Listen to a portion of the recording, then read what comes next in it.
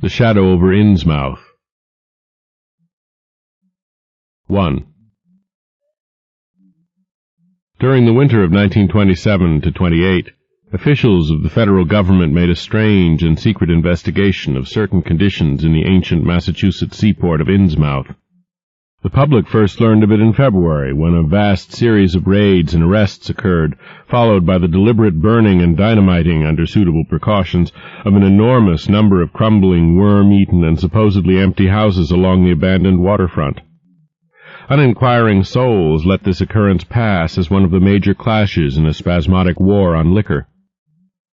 Keener news followers, however, wondered at the prodigious number of arrests, the abnormally large force of men used in making them, and the secrecy surrounding the disposal of the prisoners. No trials or even definite charges were reported, nor were any of the captives seen thereafter in the regular jails of the nation. There were vague statements about disease and concentration camps, and later about dispersal in various naval and military prisons, but nothing positive ever developed. Innsmouth itself was left almost depopulated, and is even now only beginning to show signs of a sluggishly revived existence. Complaints from many liberal organizations were met with long, confidential discussions, and representatives were taken on trips to certain camps and prisons. As a result, these societies became surprisingly passive and reticent. Newspapermen were harder to manage, but seemed largely to cooperate with the government in the end. Only one paper, a tabloid always discounted because of its wild policy, mentioned the deep-diving submarine that discharged torpedoes downward in the marine abyss just beyond Devil Reef. That item, gathered by chance in a haunt of sailors, seemed indeed rather far-fetched, since the low, black reef lies a full mile and a half out from Innsmouth harbor. People around the country and in the nearby towns muttered a great deal among themselves, but said very little to the outer world. They had talked about dying and half-deserted Innsmouth for nearly a century, and nothing new could be wilder or more hideous than what they had whispered and hinted years before. Many things had taught them secretiveness, and there was now no need to exert pressure on them. Besides, they really knew very little. For wide salt marshes, desolate and unpeopled, keep neighbors off from Innsmouth on the landward side. But at last I am going to defy the ban on speech about this thing.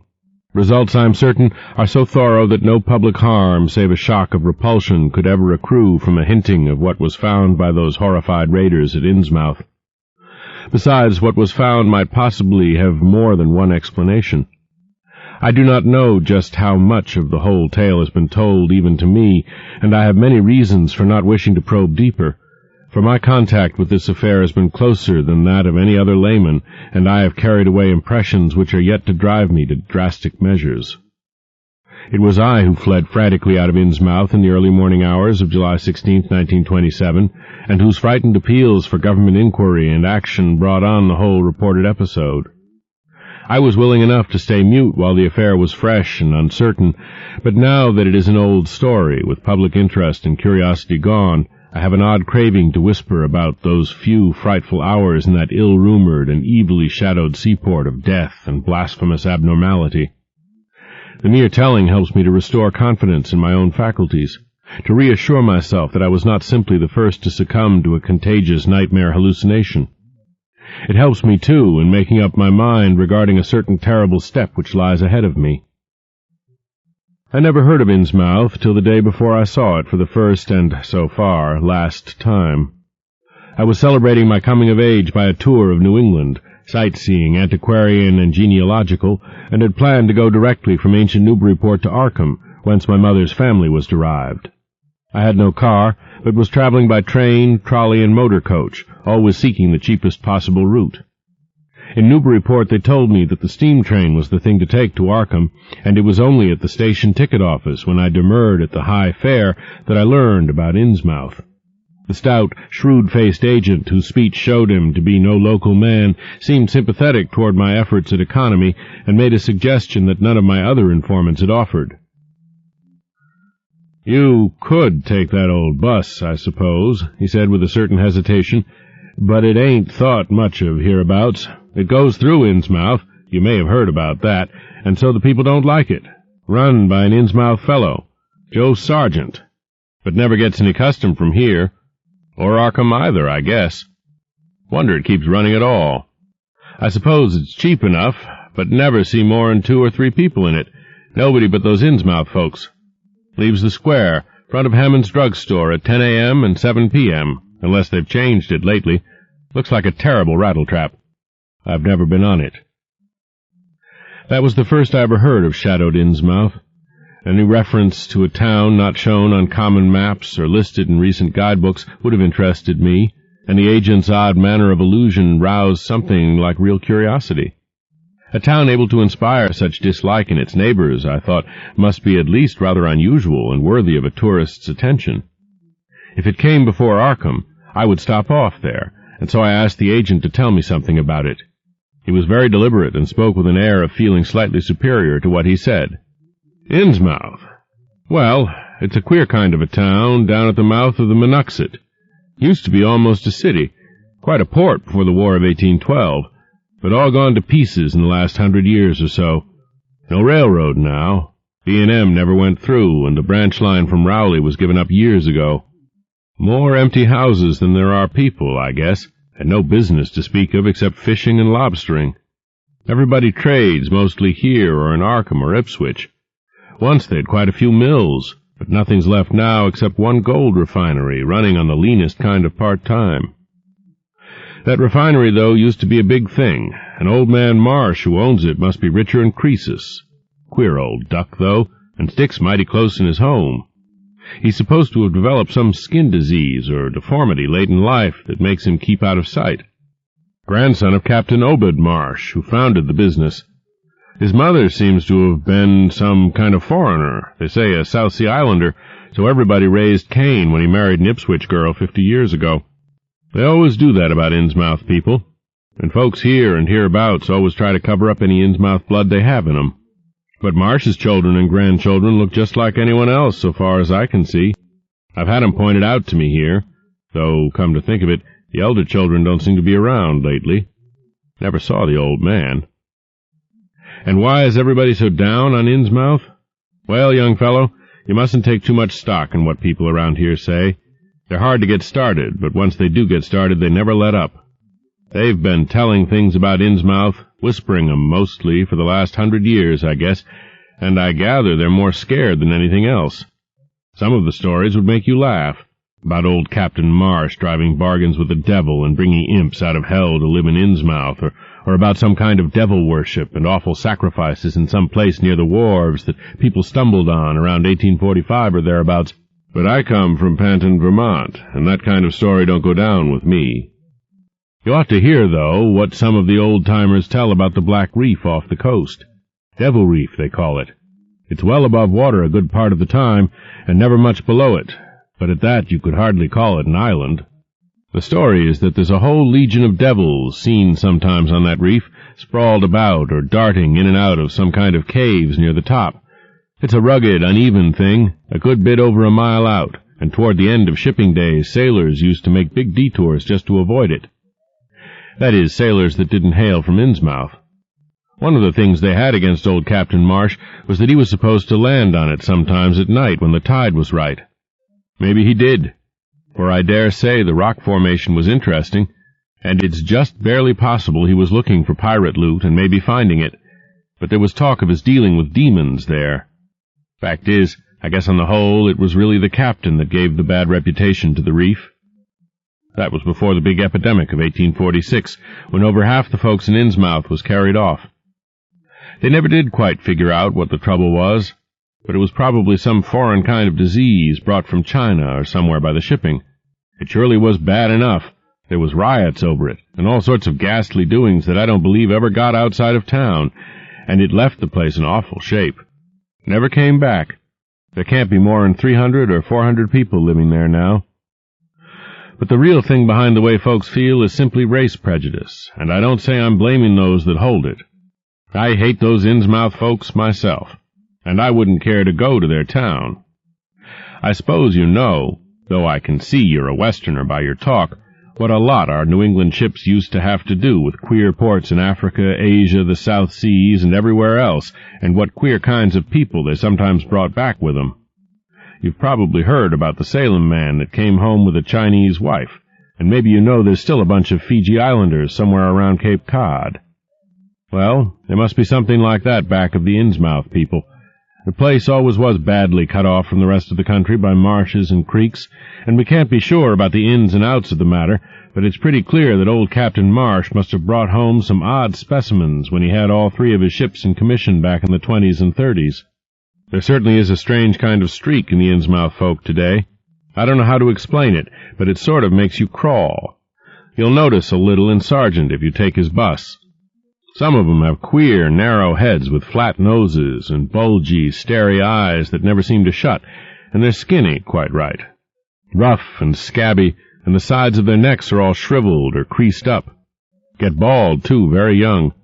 The older fellows look the worst. Fact is, I don't believe I've ever seen a very old chap of that kind. Guess they must die of looking in the glass. Animals hate 'em. They used to have lots of horse trouble before autos came in.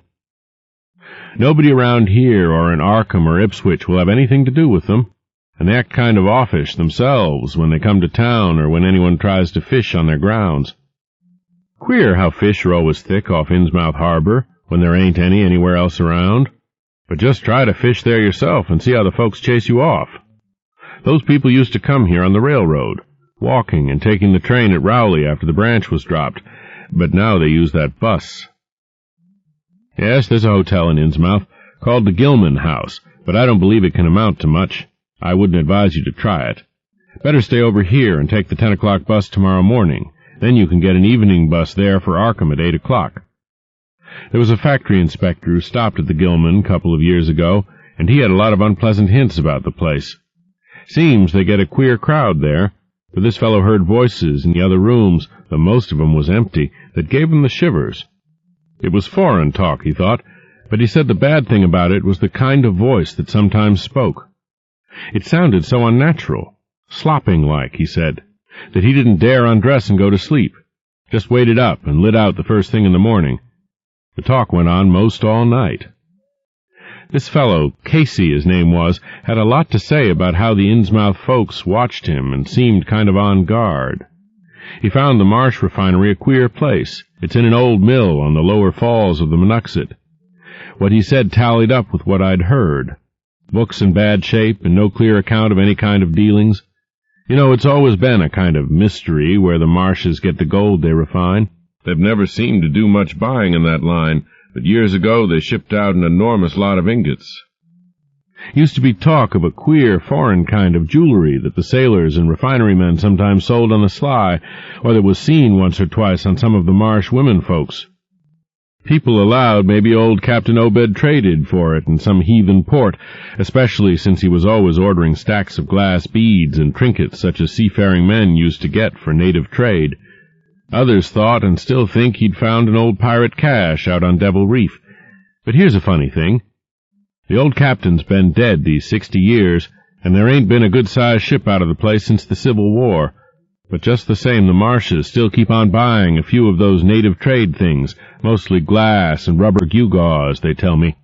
Maybe the Innsmouth folk like 'em to look at themselves. God knows they've got to be about as bad as South Sea cannibals and Guinea savages. That plague of '46 must have taken off the best blood in the place.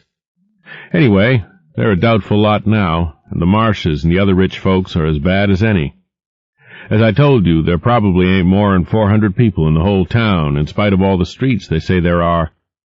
I guess they're what they call white trash down south, lawless and sly and full of secret doings. They get a lot of fish and lobsters and do exporting by truck. Queer how the fish swarm right there and nowhere else. Nobody can ever keep track of these people, and state school officials and census men have a devil of a time. You can bet that prying strangers ain't welcome around Innsmouth. I've heard personally of more than one business or government man that's disappeared there, and there's loose talk of one who went crazy and is out at Danvers now. They must have fixed up some awful scare for that fellow. That's why I wouldn't go at night if I was you. I've never been there, and have no wish to go, but I guess a daytime trip couldn't hurt you, even though the people hereabouts will advise you not to make it. If you're just sightseeing and looking for old-time stuff, Innsmouth ought to be quite a place for you. And so I spent part of that evening at the Newburyport Public Library looking up data about Innsmouth. When I had tried to question the natives in the shops, the lunchroom, the garages, and the fire station, I had found them even harder to get started than the ticket agent had predicted, and realized that I could not spare the time to overcome their first instinctive reticences. They had a kind of obscure suspiciousness, as if there were something amiss with anyone too much interested in Innsmouth.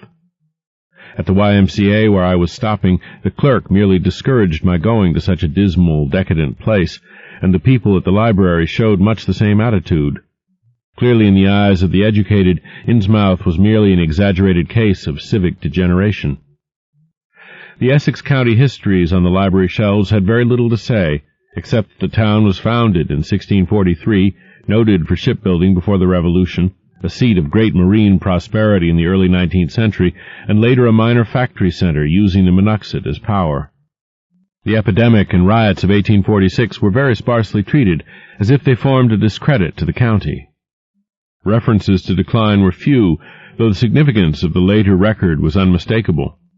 After the Civil War, all industrial life was confined to the Marsh Refining Company, and the marketing of gold ingots formed the only remaining bit of major commerce aside from the eternal fishing. That fishing paid less and less as the price of the commodity fell and large-scale corporations offered competition. But there was never a dearth of fish around Innsmouth harbor. Foreigners seldom settled there, and there was some discreetly veiled evidence that a number of Poles and Portuguese who had tried it had been scattered in a peculiarly drastic fashion. Most interesting of all was a glancing reference to the strange jewelry vaguely associated with Innsmouth.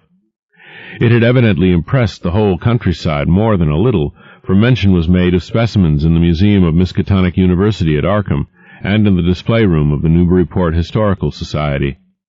The fragmentary descriptions of these things were bald and prosaic, but they hinted to me an undercurrent of persistent strangeness.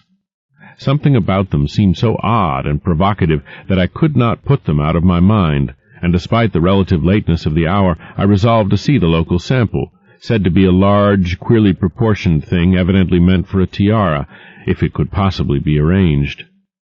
The librarian gave me a note of introduction to the curator of the society, a Miss Anna Tilton, who lived nearby, and after a brief explanation, that ancient gentlewoman was kind enough to pilot me into the closed building, since the hour was not outrageously late. The collection was a notable one indeed, but in my present mood I had eyes for nothing but the bizarre object, which glistened in a corner cupboard under the electric lights. It took no excessive sensitiveness to beauty to make me literally gasp at the strange, unearthly splendor of the alien, opulent fantasy that rested there on a purple velvet cushion. Even now I can hardly describe what I saw, though it was clearly enough a sort of tiara, as the description had said. It was tall in front, and with a very large and curiously irregular periphery, as if designed for a head of almost freakishly elliptical outline. The material seemed to be predominantly gold, though a weird, lighter lustrousness hinted at some strange alloy with an equally beautiful and scarcely identifiable metal. Its condition was almost perfect, and one could have spent hours in studying the striking and puzzlingly untraditional designs, some simply geometrical and some plainly marine, chased or molded in high relief on its surface with a craftsmanship of incredible skill and grace. The longer I looked, the more the thing fascinated me, and in this fascination there was a curiously disturbing element hardly to be classified or accounted for. At first I decided that it was the queer, otherworldly quality of the art which made me uneasy. All other art objects I had ever seen either belonged to some known racial or national stream, or else were consciously modernistic defiances of every recognized stream. This tiara was neither. It clearly belonged to some settled technique of infinite maturity and perfection, yet that technique was utterly remote from any, Eastern or Western, ancient or modern, which I had ever heard of or seen exemplified. It was as if the workmanship were that of another planet. However, I soon saw that my uneasiness had a second and perhaps equally potent source residing in the pictorial and mathematical suggestions of the strange designs. The patterns all hinted of remote secrets and unimaginable abysses in time and space, and the monotonously aquatic nature of the reliefs became almost sinister. Among these reliefs were fabulous monsters of abhorrent grotesqueness and malignity, half ichthyaic and half batrachian in suggestion, which one could not dissociate from a certain haunting and uncomfortable sense of pseudo-memory, as if they called up some image from deep cells and tissues whose retentive functions are wholly primal and awesomely ancestral. At times I fancied that every contour of these blasphemous fish-frogs was overflowing with the ultimate quintessence of unknown and inhuman evil. In odd contrast to the tiara's aspect was its brief and prosy history as related by Miss Tilton. It had been pawned for a ridiculous sum at a shop in State Street in 1873 by a drunken Innsmouth man shortly afterward killed in a brawl. The Society had acquired it directly from the pawnbroker, at once giving it a display worthy of its quality. It was labeled as of probable East Indian or Indo-Chinese provenance, though the attribution was frankly tentative. Miss Tilton, comparing all possible hypotheses regarding its origin and its presence in New England, was inclined to believe that it formed part of some exotic pirate horde discovered by old Captain Obed Marsh. This view was surely not weakened by the insistent offers of purchase at a high price which the Marshes began to make as soon as they knew of its presence, and which they repeated to this day, despite the Society's unvarying determination not to sell. As the good lady showed me out of the building, she made it clear that the pirate theory of the Marsh fortune was a popular one among the intelligent people of the region. Her own attitude toward shadowed Innsmouth, which she had never seen, was one of disgust at a community slipping far down the cultural scale, and she assured me that the rumors of devil worship were partly justified by a peculiar secret cult which had gained force there and engulfed all the Orthodox churches. It was called, she said, the Esoteric Order of Dagon, and was undoubtedly a debased, quasi-pagan thing imported from the East a century before, at a time when the Innsmouth fisheries seemed to be going barren. Its persistence among a simple people was quite natural in view of the sudden and permanent return of abundantly fine fishing, and it soon came to be the greatest influence on the town, replacing Freemasonry altogether and taking up headquarters in the old Masonic Hall on New Church Green. All this, to the pious Miss Tilton, formed an excellent reason for shunning the ancient town of decay and desolation, but to me it was merely a fresh incentive. To my architectural and historical anticipations was now added an acute anthropological zeal, and I could scarcely sleep in my small room at the Y as the night wore away. 2. Shortly before 10 the next morning, I stood with one small valise in front of Hammond's drugstore in Old Market Square, waiting for the Innsmouth bus. As the hour for its arrival drew near, I noticed a general drift of the loungers to other places up the street, or to the ideal lunch across the square. Evidently the ticket agent had not exaggerated the dislike which local people bore toward Innsmouth and its denizens. In a few moments a small motor coach of extreme decrepitude and dirty gray color rattled down State Street, made a turn, and drew up at the curb beside me. I felt immediately that it was the right one, a guess which the half-illegible sign on the windshield, Arkham, Innsmouth, Newport, soon verified.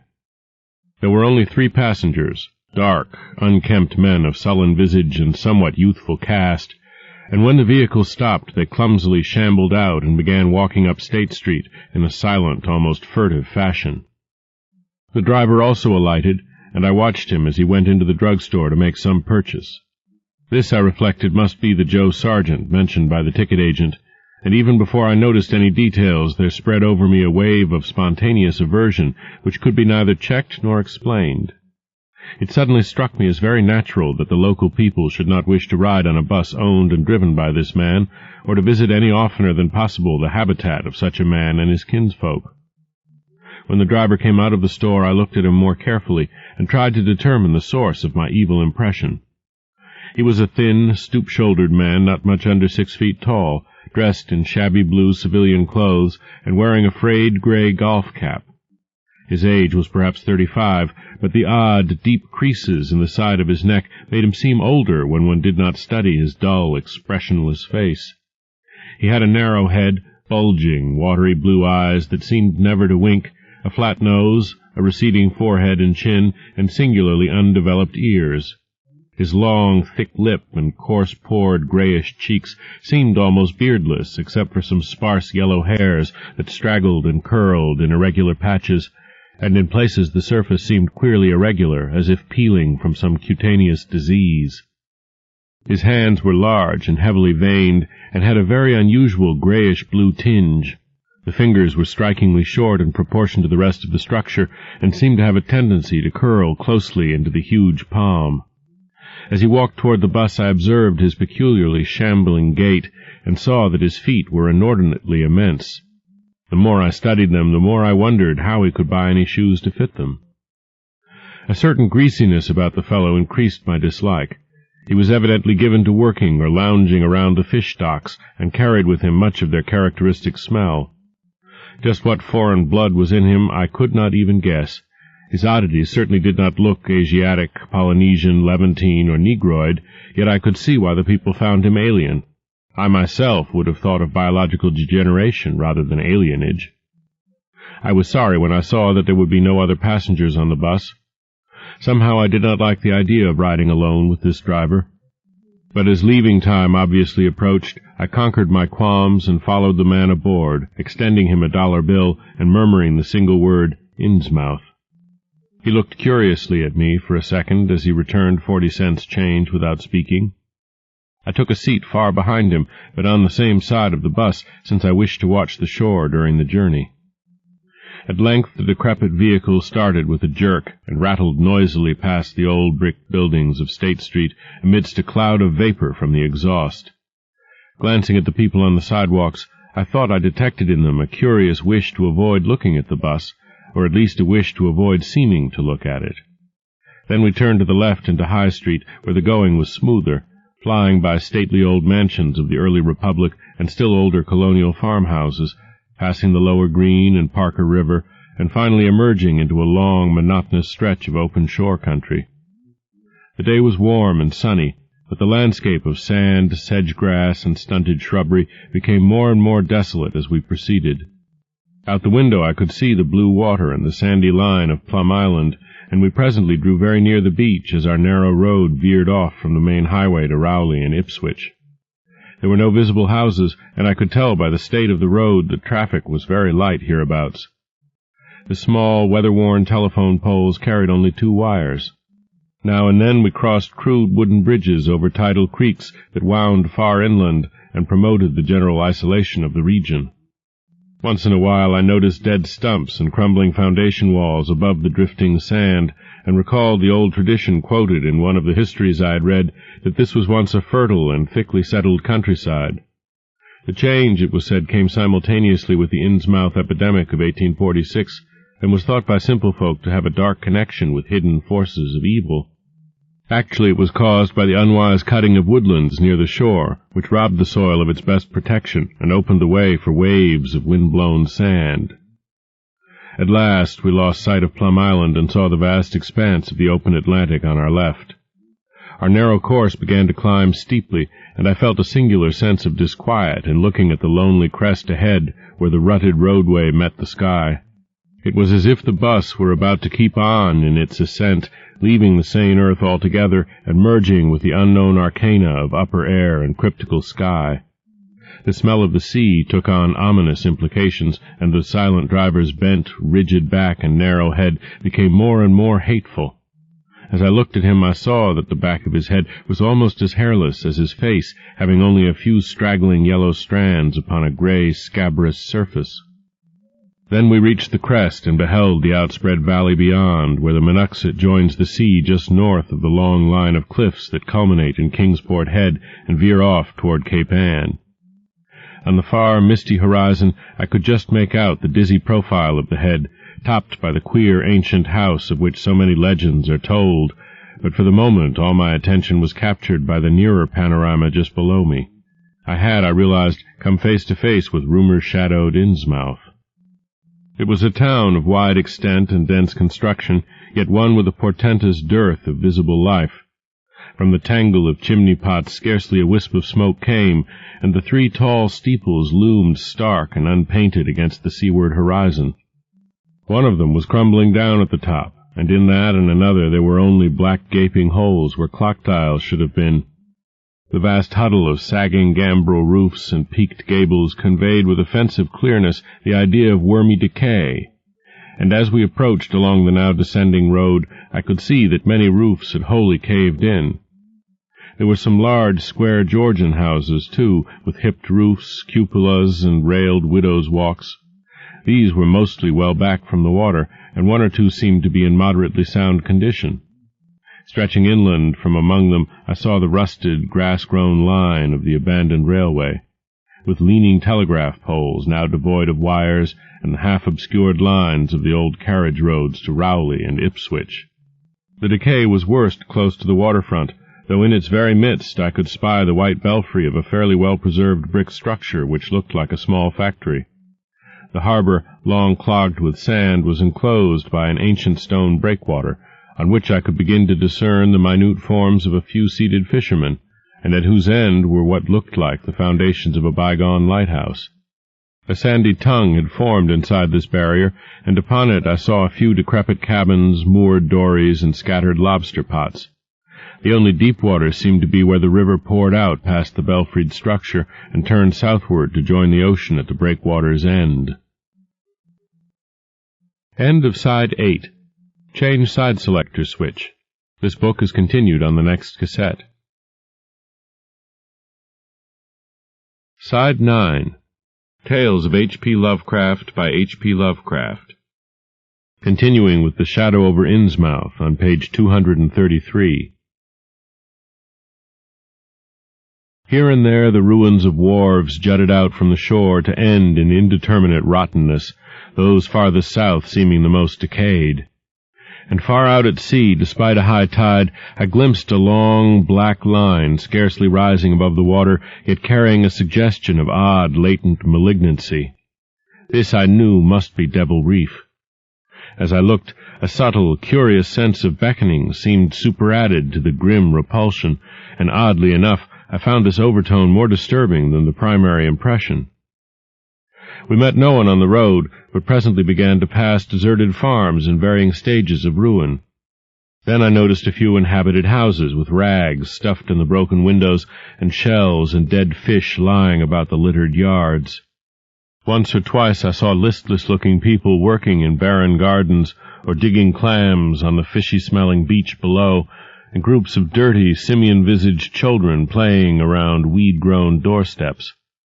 Somehow these people seemed more disquieting than the dismal buildings, for almost every one had certain peculiarities of face and motions which I instinctively disliked without being able to define or comprehend them.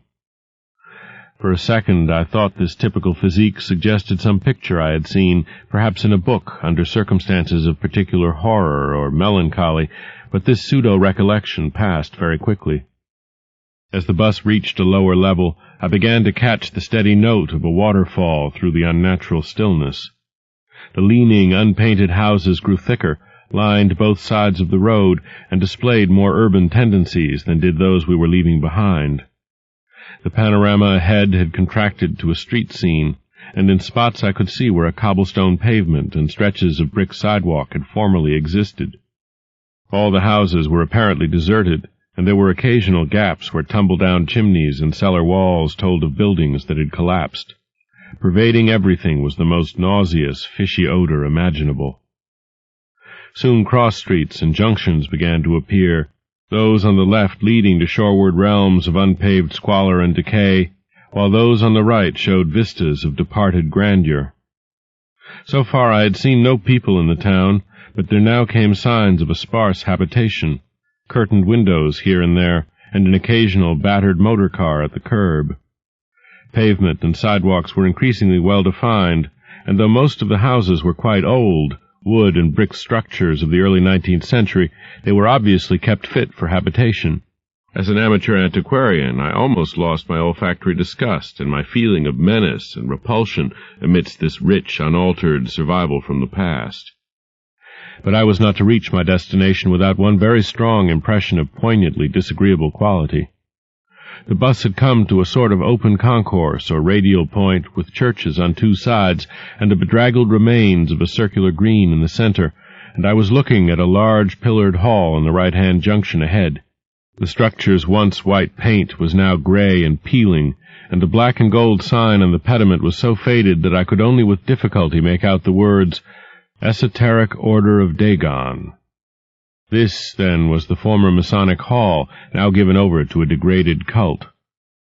As I strained to decipher this inscription, my notice was distracted by the raucous tones of a cracked bell across the street, and I quickly turned to look out the window on my side of the coach.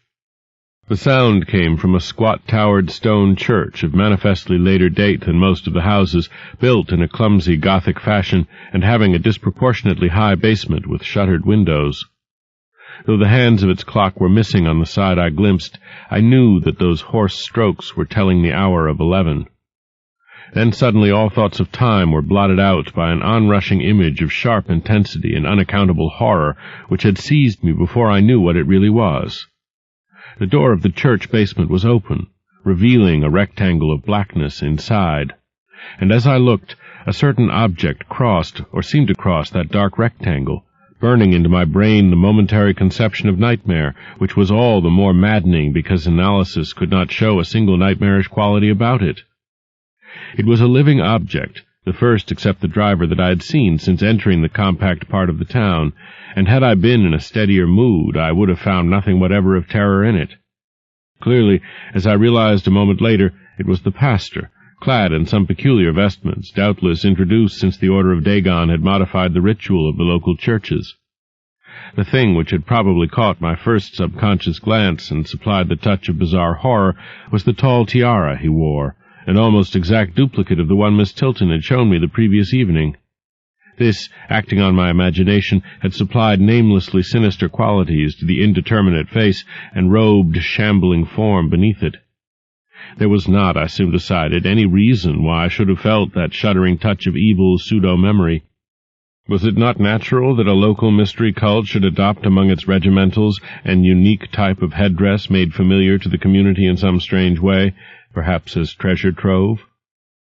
A very thin sprinkling of repellent-looking youngish people now became visible on the sidewalks, lone individuals and silent knots of 2 or 3. The lower floors of the crumbling houses sometimes harbored small shops with dingy signs, and I noticed a parked truck or two as we rattled along. The sound of waterfalls became more and more distinct, and presently I saw a fairly deep river gorge ahead, spanned by a wide, iron-railed highway bridge, beyond which a large square opened out. As we clanked over the bridge, I looked out on both sides and observed some factory buildings on the edge of the grassy bluff or part way down. The water far below was very abundant, and I could see 2 vigorous sets of falls upstream on my right and at least one downstream on my left. From this point the noise was quite deafening. Then we rolled into the large semicircular square across the river and drew up on the right-hand side in front of a tall, cupola-crowned building with remnants of yellow paint and with a half-effaced sign proclaiming it to be the Gilman House. I was glad to get out of that bus, and at once proceeded to check my valise in the shabby hotel lobby. There was only one person in sight, an elderly man without what I had come to call the Innsmouth look, and I decided not to ask him any of the questions which bothered me, remembering that odd things had been noticed in this hotel. Instead, I strolled out on the square, from which the bus had already gone, and studied the scene minutely and appraisingly. One side of the cobblestoned open space was the straight line of the river. The other was a semicircle of slant-roofed brick buildings of about the 1800 period, from which several streets radiated away to the southeast, south, and southwest.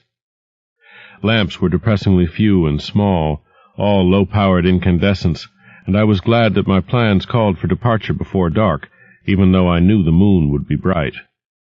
The buildings were all in fair condition, and included perhaps a dozen shops in current operation, of which one was a grocery of the First National chain, others a dismal restaurant, a drug-store, and a wholesale fish dealer's office, and still another, at the eastern extremity of the square near the river, an office of the town's only industry, the Marsh Refining Company. There were perhaps 10 people visible, and 4 or 5 automobiles and motor trucks stood scattered about. I did not need to be told that this was the civic center of Innsmouth. Eastward I could catch blue glimpses of the harbor against which rose the decaying remains of 3 once beautiful Georgian steeples, and toward the shore on the opposite bank of the river I saw the white belfry surmounting what I took to be the Marsh Refinery. For some reason or other I chose to make my first inquiries at the chain grocery, whose personnel was not likely to be native to Innsmouth. I found a solitary boy of about 17 in charge, and was pleased to note the brightness and affability which promised cheerful information. He seemed exceptionally eager to talk, and I soon gathered that he did not like the place, its fishy smell, or its furtive people. A word with any outsider was a relief to him. He hailed from Arkham, boarded with a family who came from Ipswich, and went back home whenever he got a moment off. His family did not like him to work in Innsmouth, but the chain had transferred him there, and he did not wish to give up his job. There was, he said, no public library or chamber of commerce in Innsmouth, but I could probably find my way about. The street I had come down was Federal. West of that were the fine old residence streets, Broad, Washington, Lafayette, and Adams, and east of it were the shoreline slums. It was in these slums, along Main Street, that I would find the old Georgian churches, but they were all long abandoned.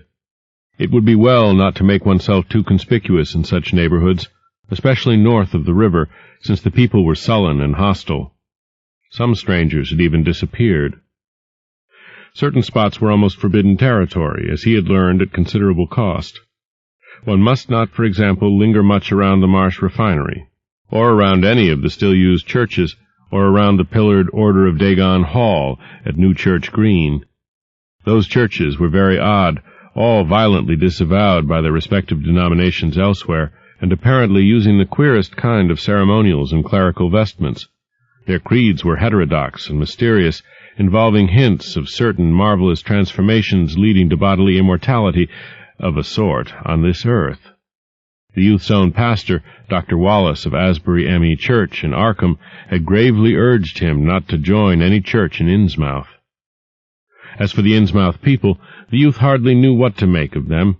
They were as furtive and seldom seen as animals that live in burrows, and one could hardly imagine how they passed the time apart from their desultory fishing. Perhaps, judging from the quantities of bootleg liquor they consumed, they lay for most of the daylight hours in an alcoholic stupor. They seemed sullenly banded together in some sort of fellowship and understanding, despising the world as if they had access to other and preferable spheres of entity. Their appearance, especially those staring, unwinking eyes which one never saw shut, was certainly shocking enough, and their voices were disgusting. It was awful to hear them chanting in their churches at night, and especially during their main festivals or revivals, which fell twice a year, on April 30th and October 31st. They were very fond of the water, and swam a great deal in both river and harbor. Swimming races out to Devil Reef were very common, and everyone in sight seemed well able to share in this arduous sport.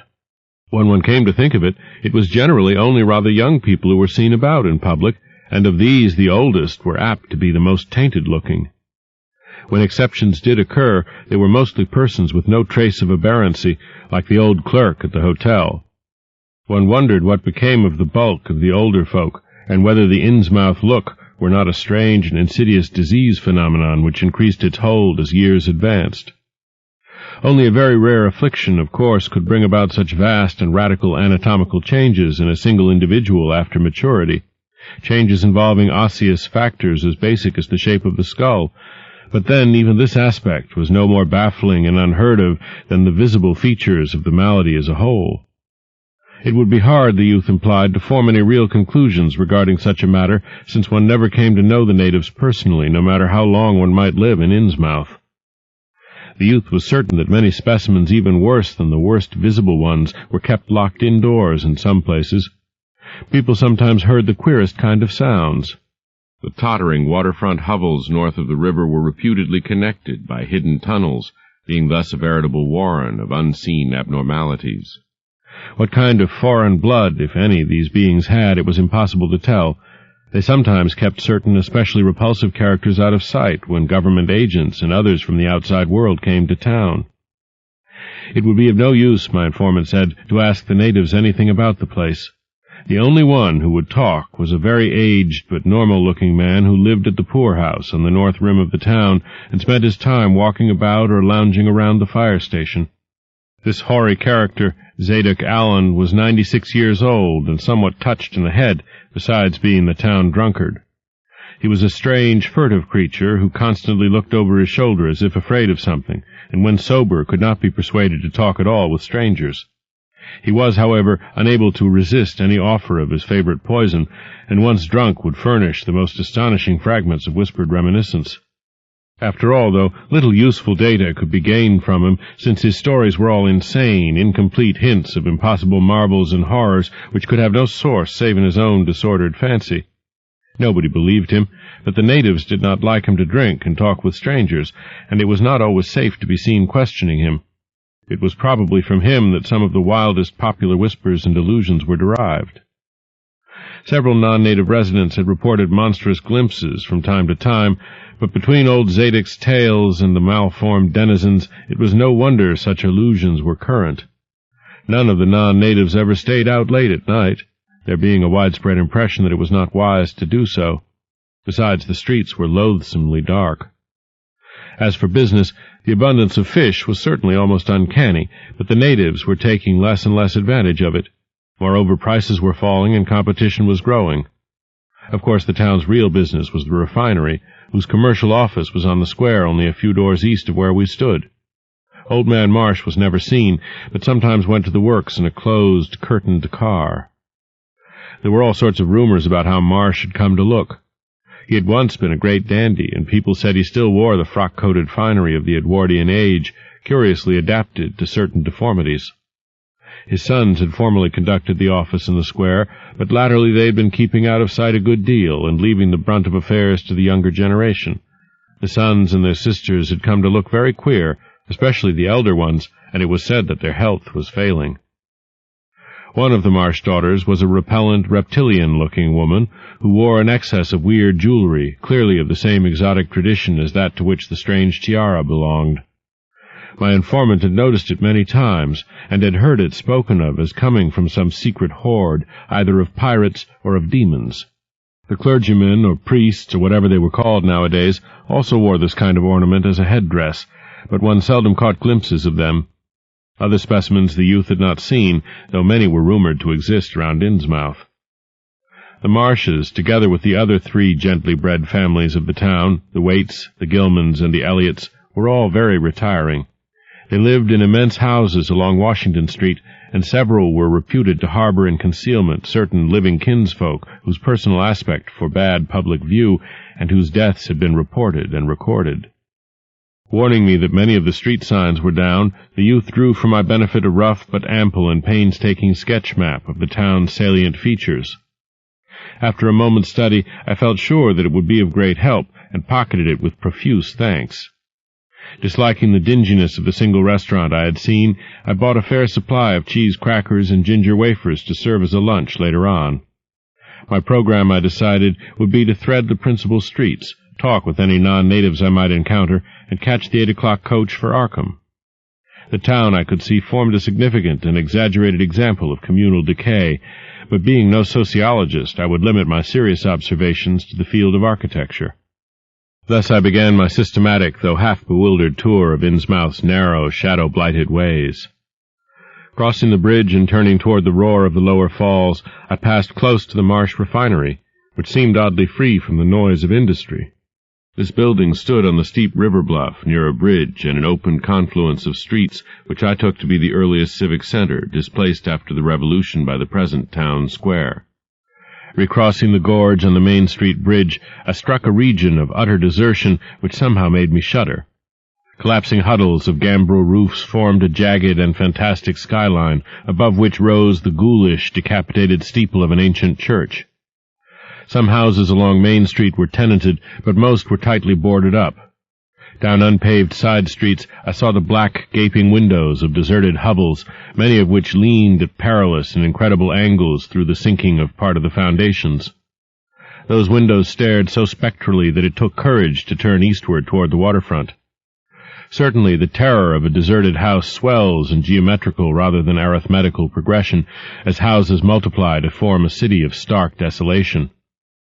The sight of such endless avenues of fishy-eyed vacancy and death, and the thought of such linked infinities of black, brooding compartments given over to cobwebs and memories and the conqueror worm, start up vestigial fears and aversions that not even the stoutest philosophy can disperse.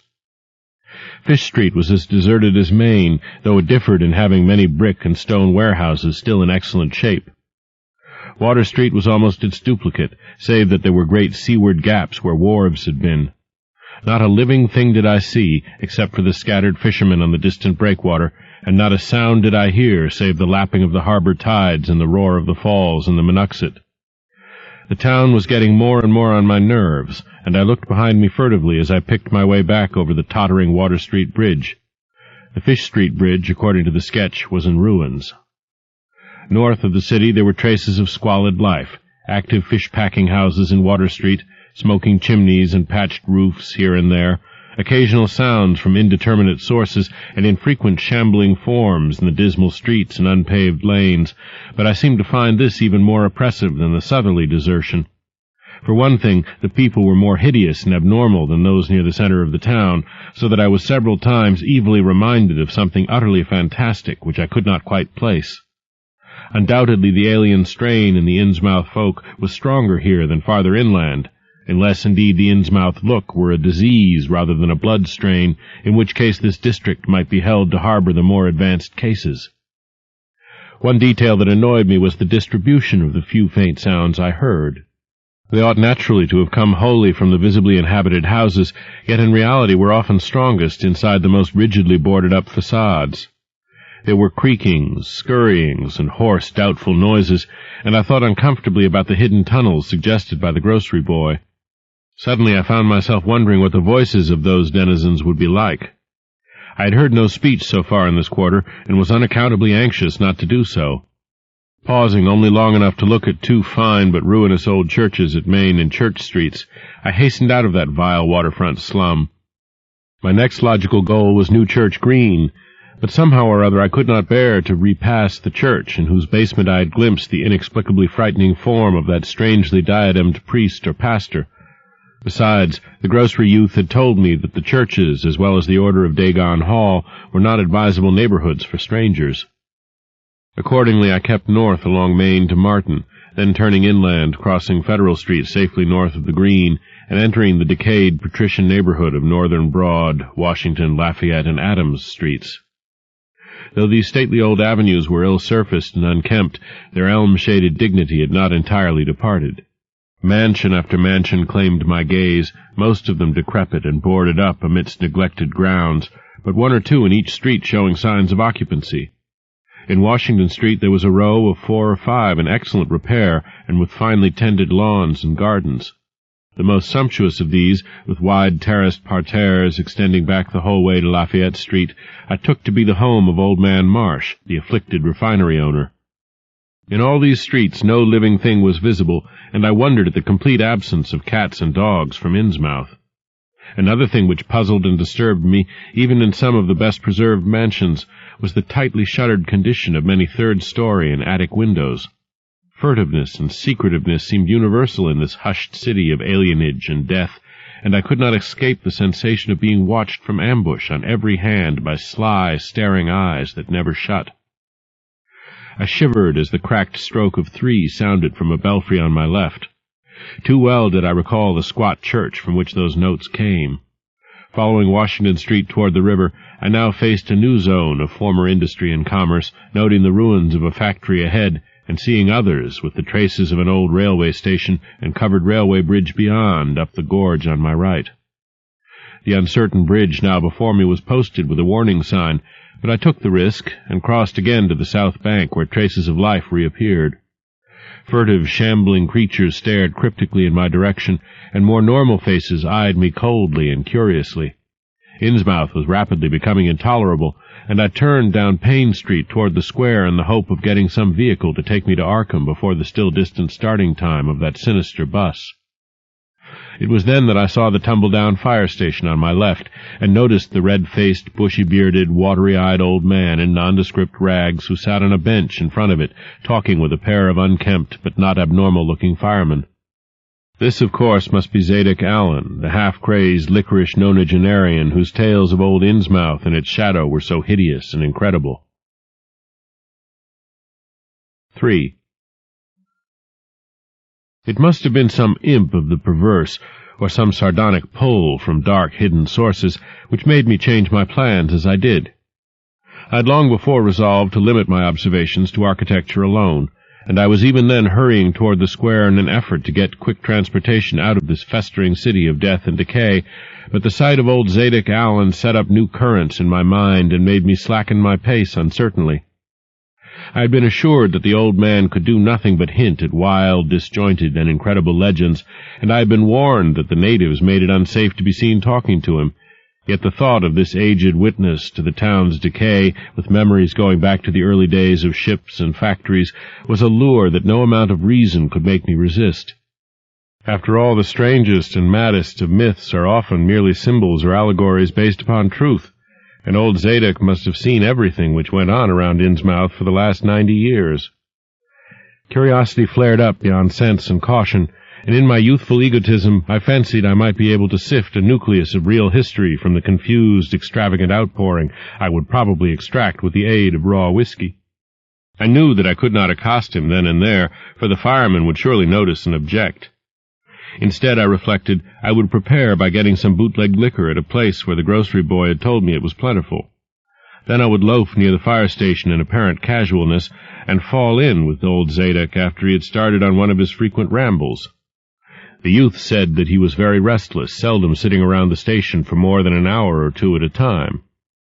A quart bottle of whiskey was easily, though not cheaply, obtained in the rear of a dingy variety store just off the square in Elliott Street.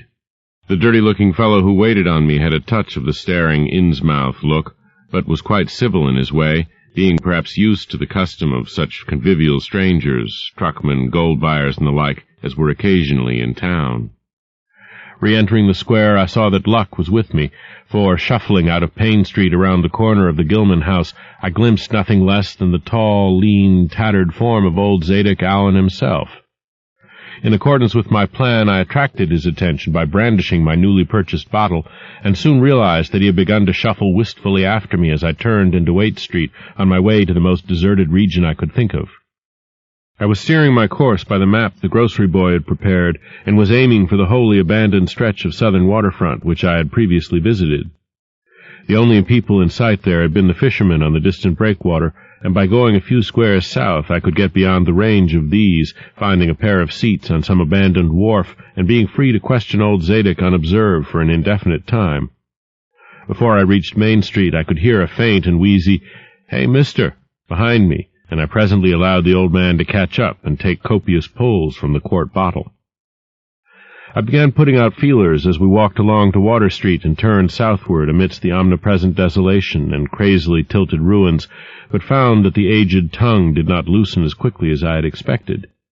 At length I saw a grass-grown opening toward the sea between crumbling brick walls, with the weedy length of an earth and masonry wharf projecting beyond. Piles of moss-covered stones near the water promised tolerable seats, and the scene was sheltered from all possible view by a ruined warehouse on the north. Here I thought was the ideal place for a long, secret colloquy, so I guided my companion down the lane and picked out spots to sit in among the mossy stones. The air of death and desertion was ghoulish, and the smell of fish almost insufferable, but I was resolved to let nothing deter me. About 4 hours remained for conversation if I were to catch the 8 o'clock coach for Arkham, and I began to dole out more liquor to the ancient tippler, meanwhile eating my own frugal lunch. In my donations I was careful not to overshoot the mark, for I did not wish Zadok's vinous garrulousness to pass into a stupor. After an hour his furtive taciturnity showed signs of disappearing, but much to my disappointment he still sidetracked my questions about Innsmouth and its shadow-haunted past. He would babble of current topics, revealing a wide acquaintance with newspapers and a great tendency to philosophize in a sententious village fashion. Toward the end of the second hour, I feared my quart of whiskey would not be enough to produce results, and was wondering whether I had better leave old Zadok and go back for more. Just then, however, chance made the opening which my questions had been unable to make, and the wheezing ancient's ramblings took a turn that caused me to lean forward and listen alertly. My back was toward the fishy-smelling sea, but he was facing it, and something or other had caused his wandering gaze to light on the low, distant line of Devil Reef, then showing plainly and almost fascinatingly above the waves. The sight seemed to displease him, for he began a series of weak curses which ended in a confidential whisper and a knowing leer. He bent toward me, took hold of my coat lapel, and hissed out some hints that could not be mistaken. There's where it all begun, that cursed place of all wickedness where the deep waters starts, gate o' hell. Sheer drop down to a bottom no sounding line can tetch. Old Captain Obed done it, him that found out more and was good for him in the South Sea Islands. Everybody was in a bad way them days. Trade falling off, mills losing business, even the new ones, and the best of our men folks kilt a privateerin' in the War of 1812, or lost with the Elizy brig and the Ranger Snow, both of 'em Gilman venters. Obed Marsh he had 3 ships afloat, Brigantine Columby, Brig Hetty, and bark Sumatry Queen. He was the only one as kept on with the East Indian Pacific trade, though Esdras Martin's barkentine Malay Pride made a venture as late as 28. Never was nobody like Captain Obed, old limb o' Satan. Heh heh. I can mind him a-tellin' about furrin parts, and callin' all the folks stupid for goin' to Christian meetin' and bearin' their burdens meek and lowly. Says they'd orter get better gods like some of the folks in the Injies, gods as 'ud bring 'em good fishin' in return for their sacrifices, and 'ud really answer folks' prayers. Matt Elliott, his fust mate, talked a lot, too, only he was agin folks doin' any heathen things. Told about an island east of Otaheite, where there was a lot of stone ruins older'n anybody knew anything about, kinda like them on Ponape and the Carolines, but with carvings of faces that looked like the big statues on Easter Island. There was a little volcanic island near there, too, where there was other ruins with different carvings, ruins all wore away like they'd been under the sea once, and with pictures of awful monsters all over 'em. Well, sir, Matt, he says the natives around there had all the fish they could catch, and sported bracelets and armlets and head rigs made out of a queer kind of gold, and covered with pictures of monsters just like the ones carved over the ruins on the little island, sorter fish-like frogs, or frog-like fishes, that was drawed in all kinds of positions like they was human beings. Nobody could get out of them where they got all the stuff, and all the other natives wondered how they managed to find fish in plenty even when the very next islands had lean pickin's. Matt, he got to wonderin' too, and so did Captain Obed. Obed, he notices besides that lots of the handsome young folks would drop out o' sight for good from year to year, and that they want many old folks around. Also, he thinks some of the folks looks darn queer even for Kanakas. It took Obed to get the truth out o' them heathen. I don't know how he done it, but he begun by tradin' for the gold-like things they wore, asked 'em where they come from, and if they could get more, and finally wormed the story out of the old chief, Wallachia, they called him. Nobody but Obed had ever believed the old yeller devil, but the captain could read folks like they was books. Heh heh. Nobody never believes me now when I tell 'em, and I don't suppose you will, young feller, though come to look at ye, you have kinda got them sharp-readin' eyes like Obed had. The old man's whisper grew fainter, and I found myself shuddering at the terrible and sincere portentousness of his intonation, even though I knew his tale could be nothing but drunken fantasy. Well, sir, Obed, he larnt that they's things on this arth as most folks never heard about, and wouldn't believe if they did hear. It seems these Kanakas was sacrificing heaps o' their young men and maidens to some kind o' god things that lived under the sea, and getting all kinds o' favor in return. They met the things on the little islet with the queer ruins, and it seems them awful pictures o' frogfish monsters was supposed to be pictures o' these things. Maybe they was the kind o' critters as got all the mermaid stories and such started. They had all kinds of cities on the sea bottom, and this island was heaved up from there.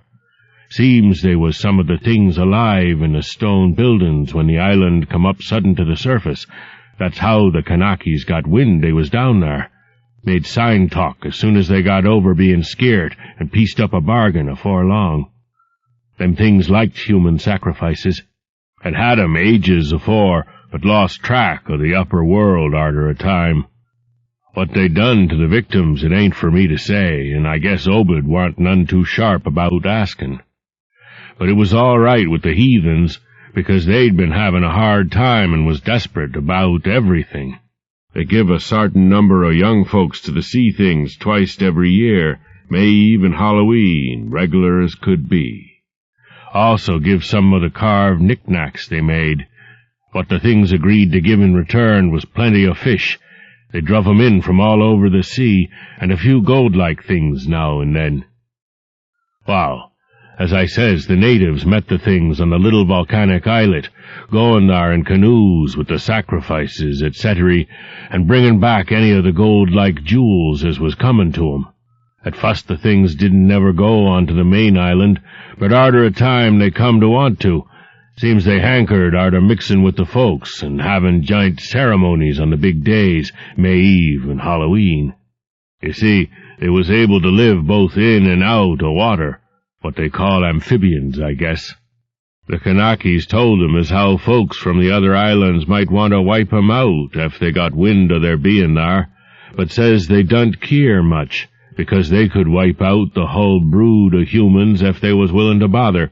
That is, any as didn't have sartain signs, such as was used once by the lost old ones, whoever they was. But not wanting to bother, they'd lay low when anybody visited the island. When it come to matin' with them toad-looking fishes, the Kanakis kind of balked, but finally they larnt something as put a new face on the matter. Seems that human folks has got a kind of relation to such water beasts, that everything alive come out of the water once, and only needs a little change to go back again. Them things told the Kanakis that if they mixed bloods, there'd be children as 'ud look human at fust, but later turn more and more like the things, till finally they'd take to the water and jine the main lot of things down there. And this is the important part, young feller. Them as turned into fish things and went into the water wouldn't never die. Them things never died except they was killed violent. Well, sir, it seems by the time Obed knowed them islanders, they was all full of fish blood from them deep-water things. When they got old and begun to show it, they was kep hid until they felt like taking to the water and quitting the place. Some was more tetched than others, and some never did change quite enough to take to the water, but mostly they turned out just the way them things said.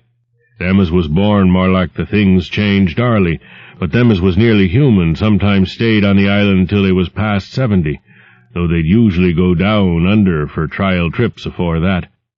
Folks as had took to the water generally come back a good deal to visit, so's a man 'ud often be a-talking to his own 5 times great-grandfather who'd left the dry land a couple of 100 years or so afore. Everybody got out of the idea o' dying, except in canoe wars with the other islanders, or as sacrifices to the sea-gods down below, or from snake-bite, or plague, or sharp galloping ailments, or something afore they could take to the water, but simply look for'ard to a kind of change that warn't a bit horrible arter a while. They thought what they'd got was well wuth all they'd had to give up, and I guess Obed kind of come to think the same hisself when he'd chewed over old Wallachiyah's story a bit. Wallachiyah, though, was one of the few as hadn't got none of the fish blood, being of a royal line that intermarried with royal lines on other islands. Wallachiyah, he showed Obed a lot of rites and incantations as had to do with the sea things, and let him see some of the folks in the village as had changed a lot from human shape. Somehow or other, though, he never would let him see one of the regular things from right out of the water. In the end, he give him a funny kind of thingamajig made out of lead or something, that he said would bring up the fish things from any place in the water where they might be a nest of 'em. The idea was to drop it down with the right kind of prayers and such. Wallachiyah allowed as the things was scattered all over the world, so's anybody that looked about could find a nest and bring 'em up if they was wanted. Matt, he didn't like this business at all, and wanted Obed should keep away from the island. But the captain was sharp for gain, and found he could get them gold-like things so cheap it'd pay him to make a specialty of 'em. Things went on that way for years, and Obed got enough of that gold-like stuff to make him start the refinery in Waite's old run-down fullin' mill. He didn't dast sell the pieces like they was, for folks would be all the time asking questions. All the same, his crews would get a piece and dispose of it now and then, even though they was swore to keep quiet, and he let his women folks wear some of the pieces as was more human-like than most. Well, come about 38, when I was 7-year-old, Obed, he found the island people all wiped out between voyages. Seems the other islanders had got wind of what was going on, and had took matters into their own hands. S'pose they must ha' had, arter all. Them old magic signs, as the sea thing says, was the only things they was afeard of. No tellin' what any of them Kanakas will chance to get a holt of when the sea bottom throws up some island with ruins older'n the deluge. Pious cusses, these was. They didn't leave nothin' standin' on either the main island or the little volcanic islet, except what parts of the ruins was too big to knock down. In some places they was little stones strewed about, like charms, with somethin' on 'em like what you call a swastika nowadays. Probably them was the old ones' signs. Folks all wiped out. No trace or no gold-like things, and none of the nearby Kanakas 'ud breathe a word about the matter. Wouldn't even admit they'd ever been people on that island. That naturally hit Obed pretty hard, seein' as his normal trade was doin' very poor. It hit the whole of Innsmouth, too, because in seafarin' days what profited the master of a ship generally profited the crew proportionate.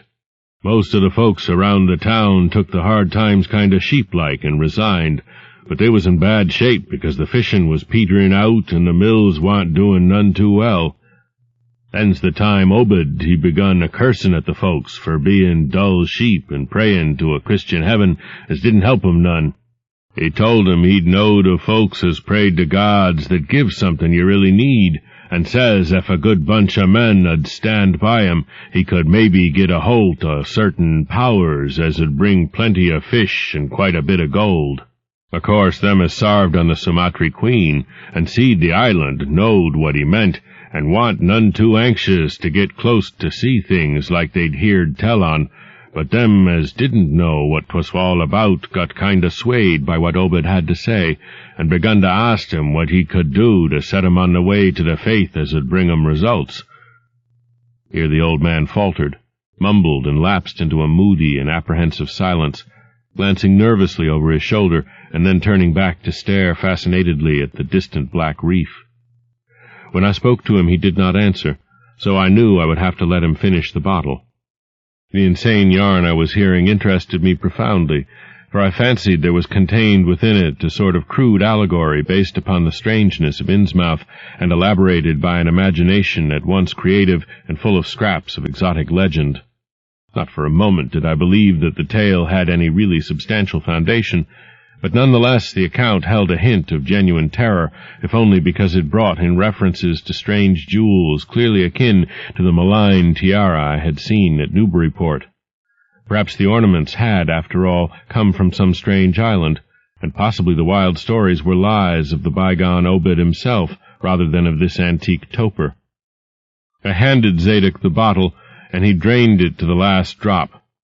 It was curious how he could stand so much whiskey, for not even a trace of thickness had come into his high, wheezy voice. He licked the nose of the bottle and slipped it into his pocket, then beginning to nod and whisper softly to himself. I bent close to catch any articulate words he might utter, and thought I saw a sardonic smile behind the stained, bushy whiskers. Yes, he was really forming words, and I could grasp a fair proportion of them. Poor Matt. Matt, he always was agin it. Tried to line up the folks on his side and had long talks with the preachers. No use. They run the Congregational parson out of town, and the Methodist feller quit. Never did see Resolved Babcock, the Baptist parson, again. Wrath of Jehovah. I was a mighty little critter, but I heerd what I heerd and seen what I seen. Dagon and Ashtoreth, Belial and Beelzebub, golden calf and the idols of Canaan, and the Philistines, Babylonish abominations. Meany, Tekel a parson. He stopped again, and from the look in his watery blue eyes, I feared he was close to a stupor after all. But when I gently shook his shoulder, he turned on me with astonishing alertness and snapped out some more obscure phrases. Don't believe me, hey? Heh, heh, heh. Then just tell me, young feller, why Cap'n Obed and 20-odd other folks used to row out to Devil Reef in the dead o' night and chant things so loud you could hear 'em all over town when the wind was right. Tell me that, eh? and tell me why Obed was allus dropping heavy things down into the deep water t'other side of the reef, where the bottom shoots down like a cliff lower'n ye can sound. Tell me what he done with that funny-shaped lead thingamajig as Wallachia give him. Hey, boy? And what did they all howl on May Eve, and agin the next Halloween? And why'd the new church parsons, fellers as used to be sailors, wear them queer robes and cover theirselves with them gold-like things Obed brung, hey? The watery blue eyes were almost savage and maniacal now, and the dirty white beard bristled electrically. Old Zadok probably saw me shrink back, for he had begun to cackle evilly. Heh, heh, heh, heh. Beginning to see, hey?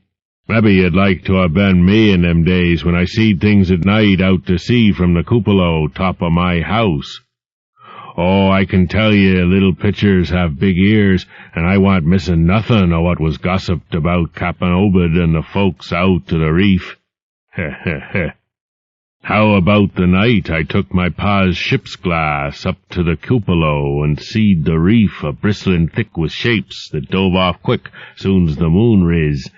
Obed and the folks was in a dory, but them shapes dove off the far side into the deep water and never come up. How'd you like to be a little shaver alone up in a cupola a-watching shapes as want human shapes? Hey? Heh, heh, heh, heh. The old man was getting hysterical, and I began to shiver with a nameless alarm. He laid a gnarled claw on my shoulder, and it seemed to me that its shaking was not altogether that of mirth. S'pose one night you seed something heavy heaved off'n Obed's dory beyond the reef, and then learned next day a young feller was missing from home, hey? Did anybody ever see hide or hair of Hiram Gilman again? Did they? And Nick Pierce, and Llewellyn Waite, and Adoniram Southwick, and Henry Garrison, hey? Heh, heh, heh, heh. Shapes talking sign language with their hands, them as had real hands. Well, sir, that was the time Obed begun to git on his feet again. Folks see his 3 darters a-wearing gold-like things as nobody had never seen on 'em afore, and smoke started comin' out o' the refinery chimbley. Other folks were prosperin' too.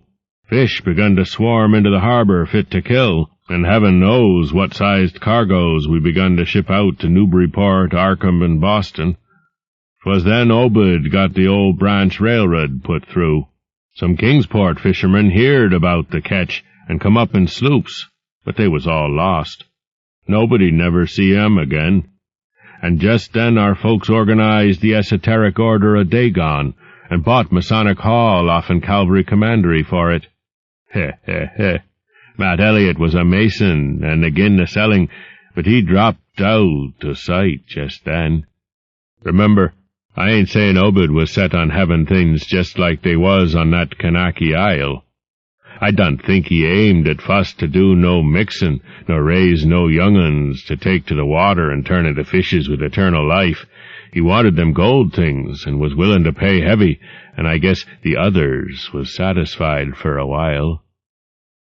Come in 46, the town done some lookin' and thinkin' for itself.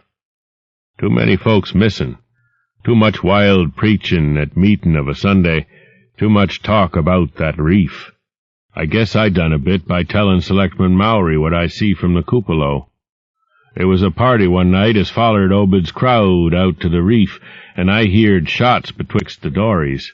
Next day Obed and 32 others was in jail, with everybody a-wonderin' just what was afoot, and just what charge agin 'em could be got to Holt. God, if anybody'd looked ahead, a couple of weeks later when nothing had been throwed into the sea for that long. Zadok was showing signs of fright and exhaustion, and I let him keep silence for a while, though glancing apprehensively at my watch. The tide had turned and was coming in now, and the sound of the waves seemed to arouse him. I was glad of that tide, for at high water the fishy smell might not be so bad. Again I strained to catch his whispers. That awful night, I seed 'em. I was up in the cupola. Hordes of 'em. Swarms of 'em. All over the reef and swimmin' up the harbor into the Monuxet. God, what happened in the streets of Innsmouth that night. They rattled our door, but Pa wouldn't open. Then he clumb out the kitchen winder with his musket to find Selectman Mowry and see what he could do. Mounds of the dead and the dying, shots and screams, shouting in Old Square and Town Square and New Church Green. Jail throwed open. Proclamation. Treason. Called it the plague when folks come in and found half our people missing. Nobody left but them as had jine in with Obed and them things or else keep quiet. Never heard of my pa no more. The old man was panting and perspiring profusely. His grip on my shoulder tightened. Everything cleaned up in the morning, but they was traces. Obed, he kinder takes charge and says things is going to be changed. Others'll worship with us at meetin' time, and sartin houses has got to entertain guests. They wanted to mix like they done with the Kanaki's, and he, for one, didn't feel bound to stop 'em. Far gone was Obed, just like a crazy man on the subject. He says they brung us fish and treasure, and should have what they hankered arter. Nothin' was to be different on the outside, only we was to keep shy o' strangers if we knowed what was good for us. We all had to take the oath of Dagon, and later on they was second and third oaths that some on us took. Them as 'ud help special, 'ud get special rewards, gold and sech. No use balkin', for they was millions of 'em down there. They'd rather not start risin' and wipin' out humankind, but if they was gave away and forced to, they could do a lot toward just that. We didn't have them old charms to cut 'em off like folks in the South Sea did, and them Kanakis wouldn't never give away their secrets. Yield up enough sacrifices and savage knickknacks and harborage in the town when they wanted it, and they'd let well enough alone. Wouldn't bother no strangers as might bear tales outside, that is, without they got pryin'. All in the band of the faithful, order o' Dagon, and the children should never die, but go back to the Mother Hydra and Father Dagon, what we all come from onst. Ya, ya, Thulu Ftagen, and Glui Glaunaf, Thulu Rilya, Ga Nagel Ftagen. Old Zadok was fast lapsing into stark raving, and I held my breath. Poor old soul! To what pitiful depths of hallucination had his liquor, plus his hatred of the decay, alienage, and disease around him, brought that fertile, imaginative brain? He began to moan now, and tears were coursing down his channeled cheeks into the depths of his beard. God, what I seen since I was 15-year-old. Meeny, tekel a parson. The folks as was missin', and them as kilt theirselves, them as told things in Arkham or Ipswich or such places was all called crazy, like you're a-callin' me right now. But God, what I seen. They'd a kilt me long ago for what I know, only I took the fust and second oaths of Dagon off an Obed, so was protected unless a jury of 'em proved I told things knowin' and deliberate. But I wouldn't take the third oath. I'd a died rather than take that. It got wuss around Civil War time, when children born since 46 begun to grow up. Some of 'em, that is. I was afeard.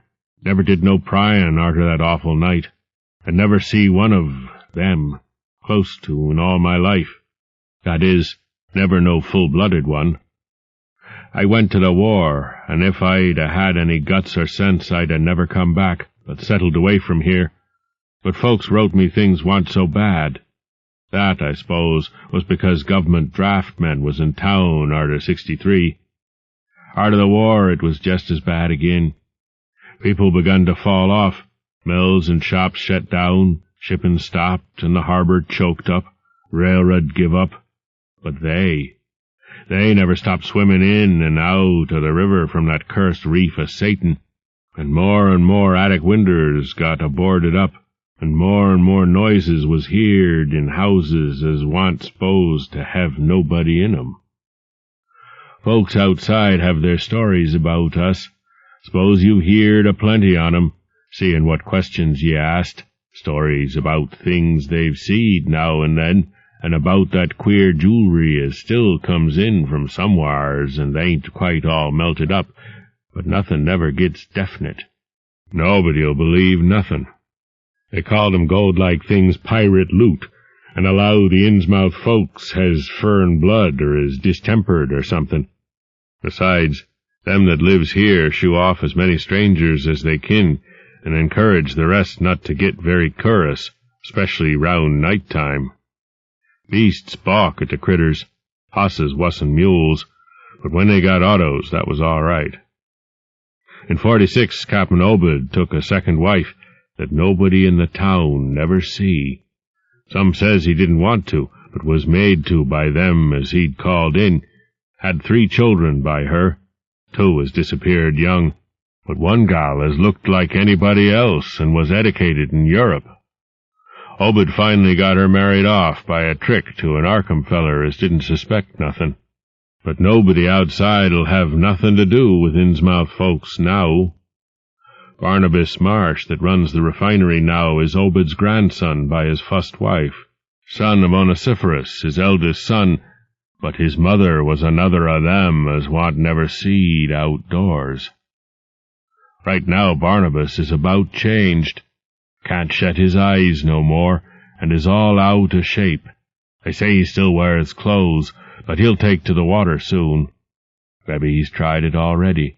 They do sometimes go down for little spells afore they go for good. Ain't been seed about in public for nigh on 10 year. Don't know how his poor wife can feel. She come from Ipswich, and they nigh lynched Barnabas when he courted her 50-odd year ago. Obed, he died in 78, and all the next generation is gone now. The fust wife's children dead, and the rest, God knows. The sound of the incoming tide was now very insistent, and little by little it seemed to change the old man's mood from maudlin tearfulness to watchful fear. He would pause now and then to renew those nervous glances over his shoulder or out toward the reef, and despite the wild absurdity of his tale, I could not help beginning to share his vague apprehensiveness. Zadok now grew shriller, and seemed to be trying to whip up his courage with louder speech. "Hey, you! Why don't you say something? How'd you like to be living in a town like this, with everything a-rotten and a-dying, and boarded-up monsters crawling and bleating and barking and hopping around black cellars and attics every way you turn, hey?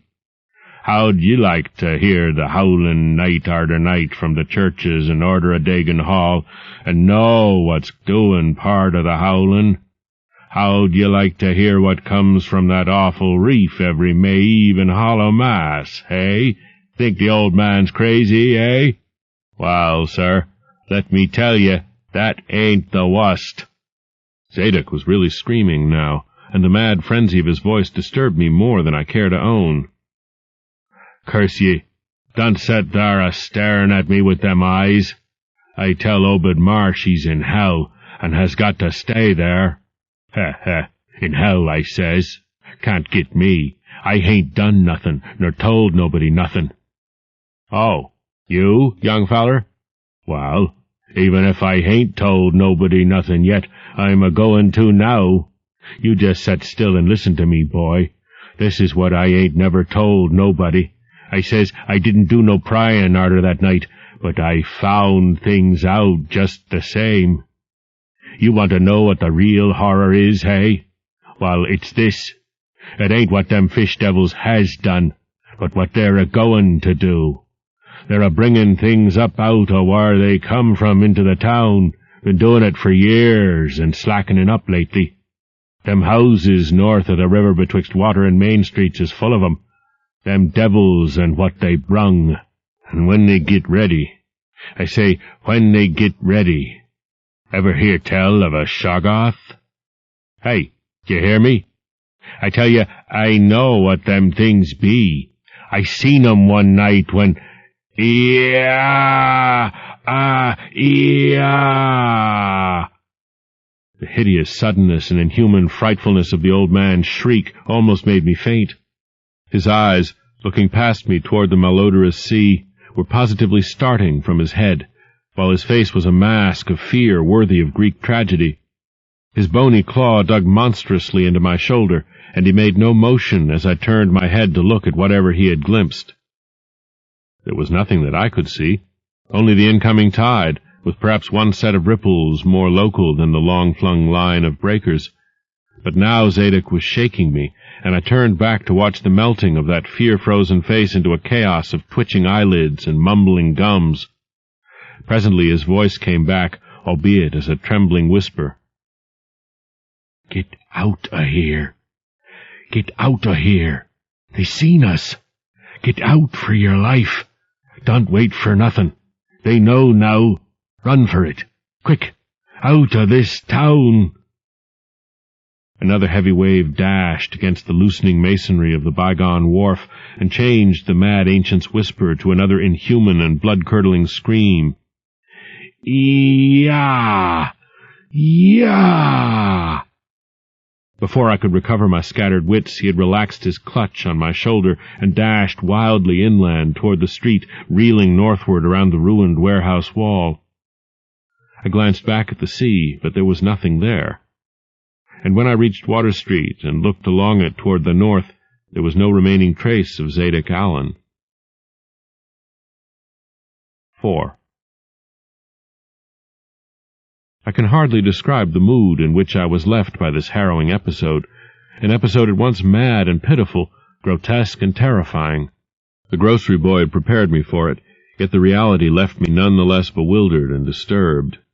Puerile though the story was, old Zadok's insane earnestness and horror had communicated to me a mounting unrest, which joined with my earlier sense of loathing for the town and its blight of intangible shadow. Later I might sift the tale and extract some nucleus of historic allegory. Just now I wished to put it out of my head.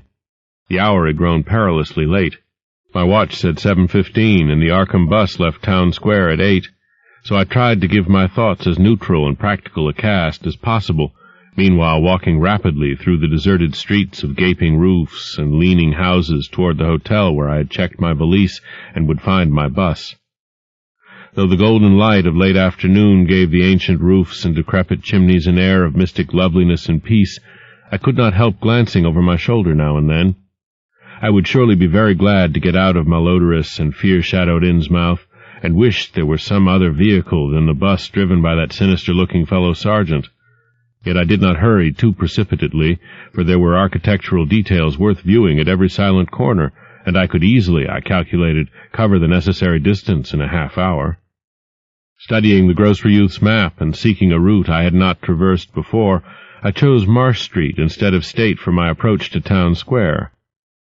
Near the corner of Fall Street, I began to see scattered groups of furtive whisperers, and when I finally reached the square, I saw that almost all the loiterers were congregated around the door of the Gilman house. It seemed as if many bulging, watery, unwinking eyes looked oddly at me as I claimed my valise in the lobby, and I hoped that none of these unpleasant creatures would be my fellow passengers on the coach. The bus, rather early, rattled in with 3 passengers somewhat before 8, and an evil-looking fellow on the sidewalk muttered a few indistinguishable words to the driver. Sergeant threw out a mail bag and a roll of newspapers and entered the hotel, while the passengers, the same men whom I had seen arriving in Newburyport that morning, shambled to the sidewalk and exchanged some faint guttural words with a loafer in a language I could have sworn was not English. I boarded the empty coach and took the same seat I had taken before, but was hardly settled before Sergeant reappeared and began mumbling in a throaty voice of peculiar repulsiveness. I was, it appeared, in very bad luck.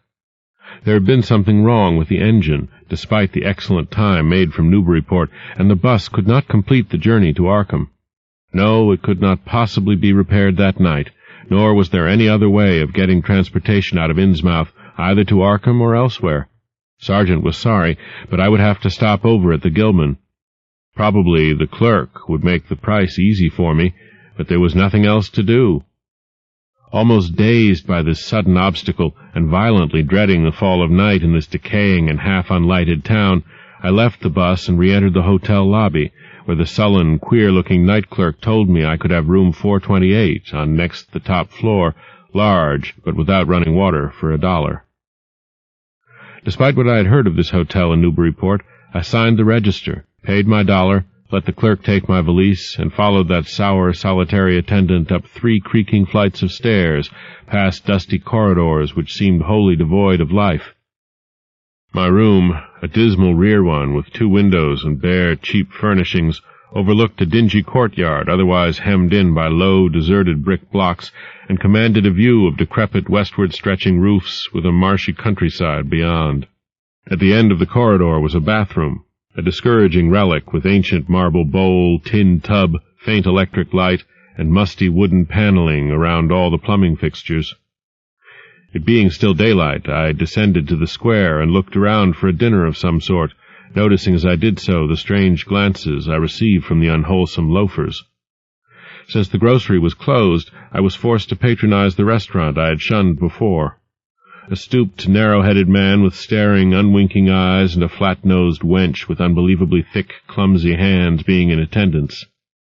The service was of the counter type, and it relieved me to find that much was evidently served from cans and packages. A bowl of vegetable soup with crackers was enough for me, and I soon headed back for my cheerless room at the Gilman, getting an evening paper and a fly-specked magazine from the evil-visaged clerk at the rickety stand beside his desk. As twilight deepened, I turned on the one feeble electric bulb over the cheap, iron-framed bed and tried as best I could to continue the reading I had begun. I felt it advisable to keep my mind wholesomely occupied, for it would not do to brood over the abnormalities of this ancient, blight-shadowed town while I was still within its borders. The insane yarn I had heard from the aged drunkard did not promise very pleasant dreams, and I felt I must keep the image of his wild, watery eyes as far as possible from my imagination. Also, I must not dwell on what that factory inspector had told the Newburyport ticket agent about the Gilman house and the voices of its nocturnal tenants. Not on that, nor on the face beneath the tiara in the black church doorway, the face for whose horror my conscious mind could not account. It would perhaps have been easier to keep my thoughts from disturbing topics had the room not been so gruesomely musty. As it was, the lethal mustiness blended hideously with the town's general fishy odor and persistently focused one's fancy on death and decay. Another thing that disturbed me was the absence of a bolt on the door of my room. One had been there, as marks clearly showed, but there were signs of recent removal.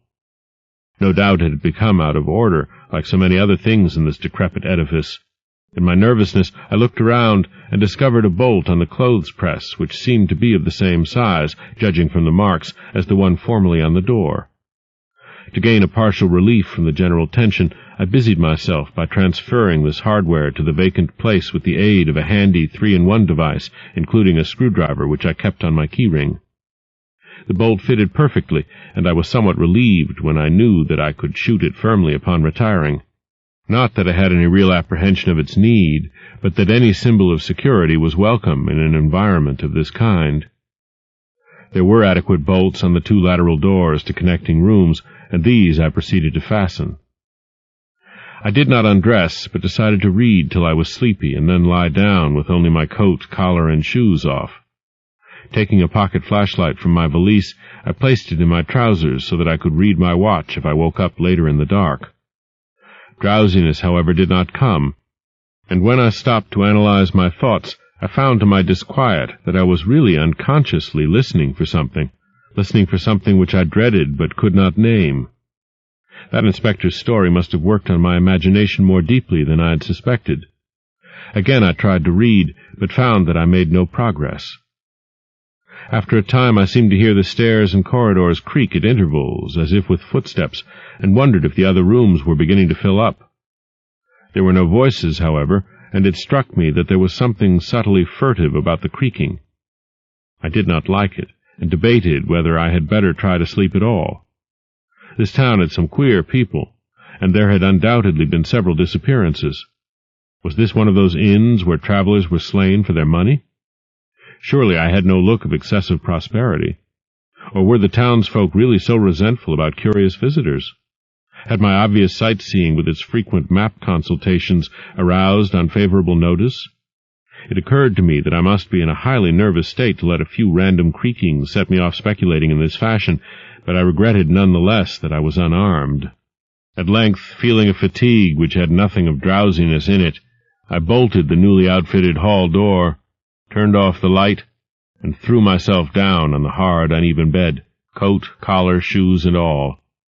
In the darkness, every faint noise of the night seemed magnified, and a flood of doubly unpleasant thoughts swept over me. I was sorry I had put out the light, yet too tired to rise and turn it on again. Then, after a long, dreary interval, and prefaced by a fresh creaking of stairs and corridor, there came that soft, damnably unmistakable sound which seemed like a malign fulfillment of all my apprehensions. Without the least shadow of a doubt, the lock on my hall door was being tried, cautiously, furtively, tentatively, with a key. My sensations upon recognizing this sign of actual peril were perhaps less rather than more tumultuous because of my previous vague fears. I had been, albeit without definite reason, instinctively on my guard, and that was to my advantage in the new and real crisis, whatever it might turn out to be. Nevertheless, the change in the menace from vague premonition to immediate reality was a profound shock, and fell upon me with the force of a genuine blow. It never once occurred to me that the fumbling might be a mere mistake. Malign purpose was all I could think of, and I kept deathly quiet, awaiting the would-be intruder's next move. After a time the cautious rattling ceased, and I heard the room to the north entered with a pass-key. Then the lock of the connecting door to my room was softly tried. The bolt held, of course, and I heard the floor creak as the prowler left the room. After a moment there came another soft rattling, and I knew that the room to the south of me was being entered. Again a furtive trying of a bolt-connecting door, and again a receding creaking. This time the creaking went along the hall and down the stairs, so I knew that the prowler had realized the bolted condition of my doors and was giving up his attempt for a greater or lesser time, as the future would show. The readiness with which I fell into a plan of action proves that I must have been subconsciously fearing some menace and considering possible avenues of escape for hours. From the first I felt that the unseen fumbler meant a danger not to be met or dealt with, but only to be fled from as precipitately as possible. The one thing to do was to get out of that hotel alive as quickly as I could, and through some channel other than the front stairs and lobby. Rising softly and throwing my flashlight on the switch, I sought to light the bulb over my bed in order to choose and pocket some belongings for a swift, valiseless flight. Nothing, however, happened, and I saw that the power had been cut off.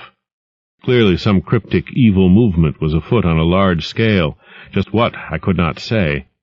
As I stood pondering with my hand on the now useless switch, I heard a muffled creaking on the floor below, and thought I could barely distinguish voices in conversation.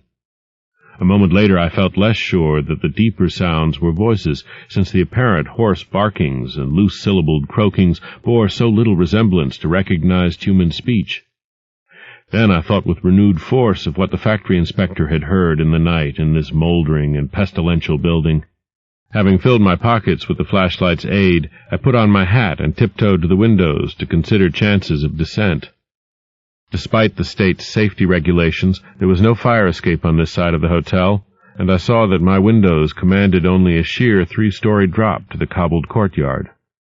On the right and left, however, some ancient brick business blocks abutted on the hotel, their slant roofs coming up to a reasonable jumping distance from my 4th-story level.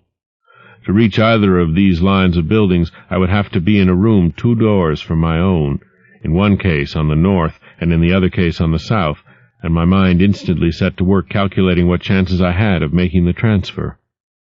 I could not, I decided, risk an emergence into the corridor, where my footsteps would surely be heard, and where the difficulties of entering the desired room would be insuperable. My progress, if it was to be made at all, would have to be through the less solidly built connecting doors of the rooms, the locks and bolts of which I would have to force violently, using my shoulder as a battering ram whenever they were set against me. This, I thought, would be possible owing to the rickety nature of the house and its fixtures, but I realized I could not do it noiselessly. I would have to count on sheer speed and the chance of getting to a window before any hostile forces became coordinated enough to open the right door toward me with a pass-key. My own outer door I reinforced by pushing the bureau against it, little by little, in order to make a minimum of sound. I perceived that my chances were very slender, and was fully prepared for any calamity. Even getting to another roof would not solve the problem, for there would then remain the task of reaching the ground and escaping from the town. One thing in my favor was the deserted and ruinous state of the abutting buildings and the number of skylights gaping blackly open in each row. Gathering from the grocery boy's map that the best route out of town was southward, I glanced first at the connecting door on the south side of the room. It was designed to open in my direction, hence I saw, after drawing the bolt and finding other fastenings in place, it was not a favorable one for forcing. Accordingly, abandoning it as a route, I cautiously moved the bedstead against it to hamper any attack which might be made on it later from the next room. The door on the north was hung to open away from me, and this, though a test proved it to be locked or bolted from the other side, I knew must be my route. If I could gain the roofs of the buildings in Payne Street and descend successfully to the ground level, I might perhaps dart through the courtyard and the adjacent or opposite buildings to Washington or Bates, or else emerge in Payne and edge around southward into Washington. In any case, I would aim to strike Washington somehow and get quickly out of the town square region. My preference would be to avoid Payne, since the fire station there might be open all night. As I thought of these things, I looked out over the squalid sea of decaying roofs below me, now brightened by the beams of a moon not much past full. On the right, the black gash of the river gorge clove the panorama, abandoned factories and railway station clinging barnacle-like to its sides. Beyond it, the rusted railway and the Rowley Road led off through a flat, marshy terrain dotted with islets of higher and drier scrub-grown land. On the left, the creek-threaded countryside was nearer, the narrow road to Ipswich gleaming white in the moonlight. I could not see from my side of the hotel the southward route toward Arkham which I had determined to take. I was irresolutely speculating on when I had better attack the northward door, and on how I could least audibly manage it, when I noticed that the vague noises underfoot had given place to a fresh and heavier creaking of the stairs. A wavering flicker of light showed through my transom, and the boards of the corridor began to groan with a ponderous load. Muffled sounds of possible vocal origin approached, and at length a firm knock came at my outer door. For a moment I simply held my breath and waited. Eternities seemed to elapse, and the nauseous, fishy odor of my environment seemed to mount suddenly and spectacularly. Then the knocking was repeated, continuously and with growing insistence. I knew that the time for action had come, and forthwith drew the bolt of the northward connecting door, bracing myself for the task of battering it open. The knocking waxed louder, and I hoped that its volume would cover the sound of my efforts. At last, beginning my attempt, I lunged again and again at the thin paneling with my left shoulder, heedless of shock or pain. The door resisted even more than I had expected, but I did not give in, and all the while the clamor at the door increased. Finally, the connecting door gave, but with such a crash that I knew those outside must have heard. Instantly, the outside knocking became a violent battering, while keys sounded ominously in the hall doors of the rooms on both sides of me. Rushing through the newly opened connection, I succeeded in bolting the northerly hall door before the lock could be turned, but even as I did so I heard the hall door of the third room, the one from whose window I had hoped to reach the roof below, being tried with a pass-key. For an instant I felt absolute despair, since my trapping in a chamber with no window egress seemed complete. A wave of almost abnormal horror swept over me, and invested with a terrible but unexplainable singularity the flashlight glimpsed dust prints made by the intruder who had lately tried my door from this room. Then, with a dazed automatism which persisted despite hopelessness, I made for the next connecting door and performed the blind motion of pushing at it in an effort to get through, and, granting that fastenings might be as providentially intact as in this second room, bolt the hall door beyond before the lock could be turned from outside. Sheer fortunate chance gave me my reprieve, for the connecting door before me was not only unlocked, but actually ajar. In a second I was through, and had my right knee and shoulder against a hall door which was visibly opening inward. My pressure took the opener off guard, for the thing shut as I pushed so that I could slip the well-conditioned bolt as I had done with the other door. As I gained this respite, I heard the battering at the two other doors abate, while a confused clatter came from the connecting door I had shielded with the bedstead. Evidently the bulk of my assailants had entered the southerly room and were massing in a lateral attack. But at the same moment a pass-key sounded in the next door to the north, and I knew that a nearer peril was at hand. The northward connecting door was wide open, but there was no time to think about checking the already turning lock in the hall.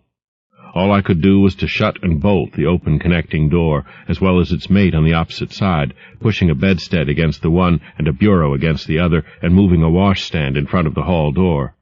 I saw, trust to such makeshift barriers to shield me till I could get out the window and on the roof of the Payne Street block. But even in this acute moment my chief horror was something apart from the immediate weakness of my defenses. I was shuddering because not one of my pursuers, despite some hideous pantings, gruntings, and subdued barkings at odd intervals, was uttering an unmuffled or intelligible vocal sound. As I moved the furniture and rushed toward the windows, I heard a frightful scurrying along the corridor toward the room north of me, and perceived that the southward battering had ceased. Plainly, most of my opponents were about to concentrate against the feeble connecting door, which they knew must open directly on me. Outside, the moon played on the ridgepole of the block below, and I saw that the jump would be desperately hazardous because of the steep surface on which I must land. Surveying the conditions, I chose the more southerly of the two windows as my avenue of escape, planning to land on the inner slope of the roof and make for the nearest skylight. Once inside one of the decrepit brick structures, I would have to reckon with pursuit, but I hoped to descend and dodge in and out of yawning doorways along the shadowed courtyard, eventually getting to Washington Street and slipping out of town toward the south. The clatter at the northerly connecting door was now terrific, and I saw that the weak paneling was beginning to splinter. Obviously the besiegers had brought some ponderous object into play as a battering ram. The bedstead, however, still held firm, so that I had at least a faint chance of making good my escape. As I opened the window, I noticed that it was flanked by heavy velour draperies suspended from a pole by brass rings, and also that there was a large projecting catch for the shutters on the exterior. Seeing a possible means of avoiding the dangerous jump, I yanked at the hangings and brought them down, pole and all, then quickly hooking two of the rings in the shutter catch and flinging the drapery outside. The heavy folds reached fully to the abutting roof, and I saw that the rings and catch would be likely to bear my weight. So climbing out of the window and down the improvised rope ladder, I left behind me forever the morbid and horror-infested fabric of the Gilman house. I landed safely on the loose slates of the steep roof, and succeeded in gaining the gaping black skylight without a slip. Glancing up at the window I had left, I observed it was still dark, though far across the crumbling chimneys to the north I could see lights ominously blazing in the Order of Dagon Hall, the Baptist church and the Congregational church, which I recalled so shiveringly. There had seemed to be no one in the courtyard below, and I hoped there would be a chance to get away before the spreading of a general alarm. Flashing my pocket lamp into the skylight, I saw that there were no steps down. The distance was slight, however, so I clambered over the brink and dropped, striking a dusty floor littered with crumbling boxes and barrels. The place was ghoulish-looking, but I was past minding such impressions, and made at once for the staircase revealed by my flashlight, after a hasty glance at my watch, which showed the hour to be 2 a.m. The steps creaked, but seemed tolerably sound, and I raced down past a barn-like second story to the ground floor. The desolation was complete, and only echoes answered my footfalls. At length I reached the lower hall, at one end of which I saw a faint luminous rectangle marking the ruined Payne Street doorway. Heading the other way, I found the back door also open, and darted out and down 5 stone steps to the grass-grown cobblestones of the courtyard. The moonbeams did not reach down here, but I could just see my way about without using the flashlight. Some of the windows on the Gilman house side were faintly glowing, and I thought I heard confused sounds within. Walking softly over to the Washington Street side, I perceived several open doorways, and chose the nearest as my route out. The hallway inside was black, and when I reached the opposite end I saw that the street door was wedged immovably shut. Resolved to try another building, I groped my way back toward the courtyard, but stopped short when close to the doorway. For out of an open door in the Gilman house a large crowd of doubtful shapes was pouring, lanterns bobbing in the darkness, and horrible croaking voices exchanging low cries in what was certainly not English. The figures moved uncertainly, and I realized to my relief that they did not know where I had gone. But for all that they sent a shiver of horror through my frame. Their features were indistinguishable, but their crouching, shambling gait was abominably repellent. And worst of all, I perceived that one figure was strangely robed and unmistakably surmounted by a tall tiara of a design altogether too familiar. As the figures spread throughout the courtyard, I felt my fears increase. Suppose I could find no egress from this building on the street side. The fishy odor was detestable, and I wondered I could stand it without fainting. Again groping toward the street, I opened a door off the hall and came upon an empty room with closely shuttered but sashless windows. Fumbling in the rays of my flashlight, I found I could open the shutters, and in another moment had climbed outside and was carefully closing the aperture in its original manner. I was now in Washington Street, and for the moment saw no living thing nor any light save that of the moon. From several directions in the distance, however, I could hear the sound of hoarse voices, of footsteps, and of a curious kind of pattering which did not sound quite like footsteps. Plainly I had no time to lose. The points of the compass were clear to me, and I was glad that all the street lights were turned off, as is often the custom on strongly moonlit nights in unprosperous rural regions. Some of the sounds came from the south, yet I retained my design of escaping in that direction. There would, I knew, be plenty of deserted doorways to shelter me in case I met any person or group who looked like pursuers. I walked rapidly, softly, and close to the ruined houses. While hatless and disheveled after my arduous climb, I did not look especially noticeable, and stood a good chance of passing unheeded if forced to encounter any casual wayfarer. At Bates Street I drew into a yawning vestibule while two shambling figures crossed in front of me, but was soon on my way again and approaching the open space where Elliott Street obliquely crosses Washington at the intersection of South. Though I had never seen this space, it had looked dangerous to me on the grocery youth's map, since the moonlight would have free play there. There was no use trying to evade it, for any alternate course would involve detours of possibly disastrous visibility and delaying effect. The only thing to do was to cross it boldly and openly, imitating the typical shamble of the Innsmouth folk as best I could, and trusting that no one, or at least no pursuer of mine, would be there.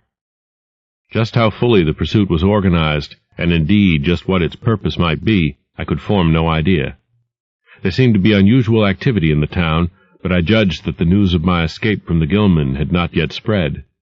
I would, of course, soon have to shift from Washington to some other southward street, for that party from the hotel would doubtless be after me. I must have left dust prints in that last old building, revealing how I had gained the street. The open space was, as I had expected, strongly moonlit, and I saw the remains of a park-like, iron-railed green in its center. Fortunately, no one was about, though a curious sort of buzz or roar seemed to be increasing in the direction of Town Square. South Street was very wide, leading directly down a slight declivity to the waterfront and commanding a long view out at sea, and I hoped that no one would be glancing up it from afar as I crossed in the bright moonlight. My progress was unimpeded, and no fresh sound arose to hint that I had been spied. Glancing about me, I involuntarily let my pace slacken for a second to take in the sight of the sea, gorgeous in the burning moonlight at the street's end. Far out beyond the breakwater was the dim, dark line of Devil Reef, and as I glimpsed it, I could not help thinking of all the hideous legends I had heard in the last 34 hours, legends which portrayed this ragged rock as a veritable gateway to realms of unfathomed horror and inconceivable abnormality.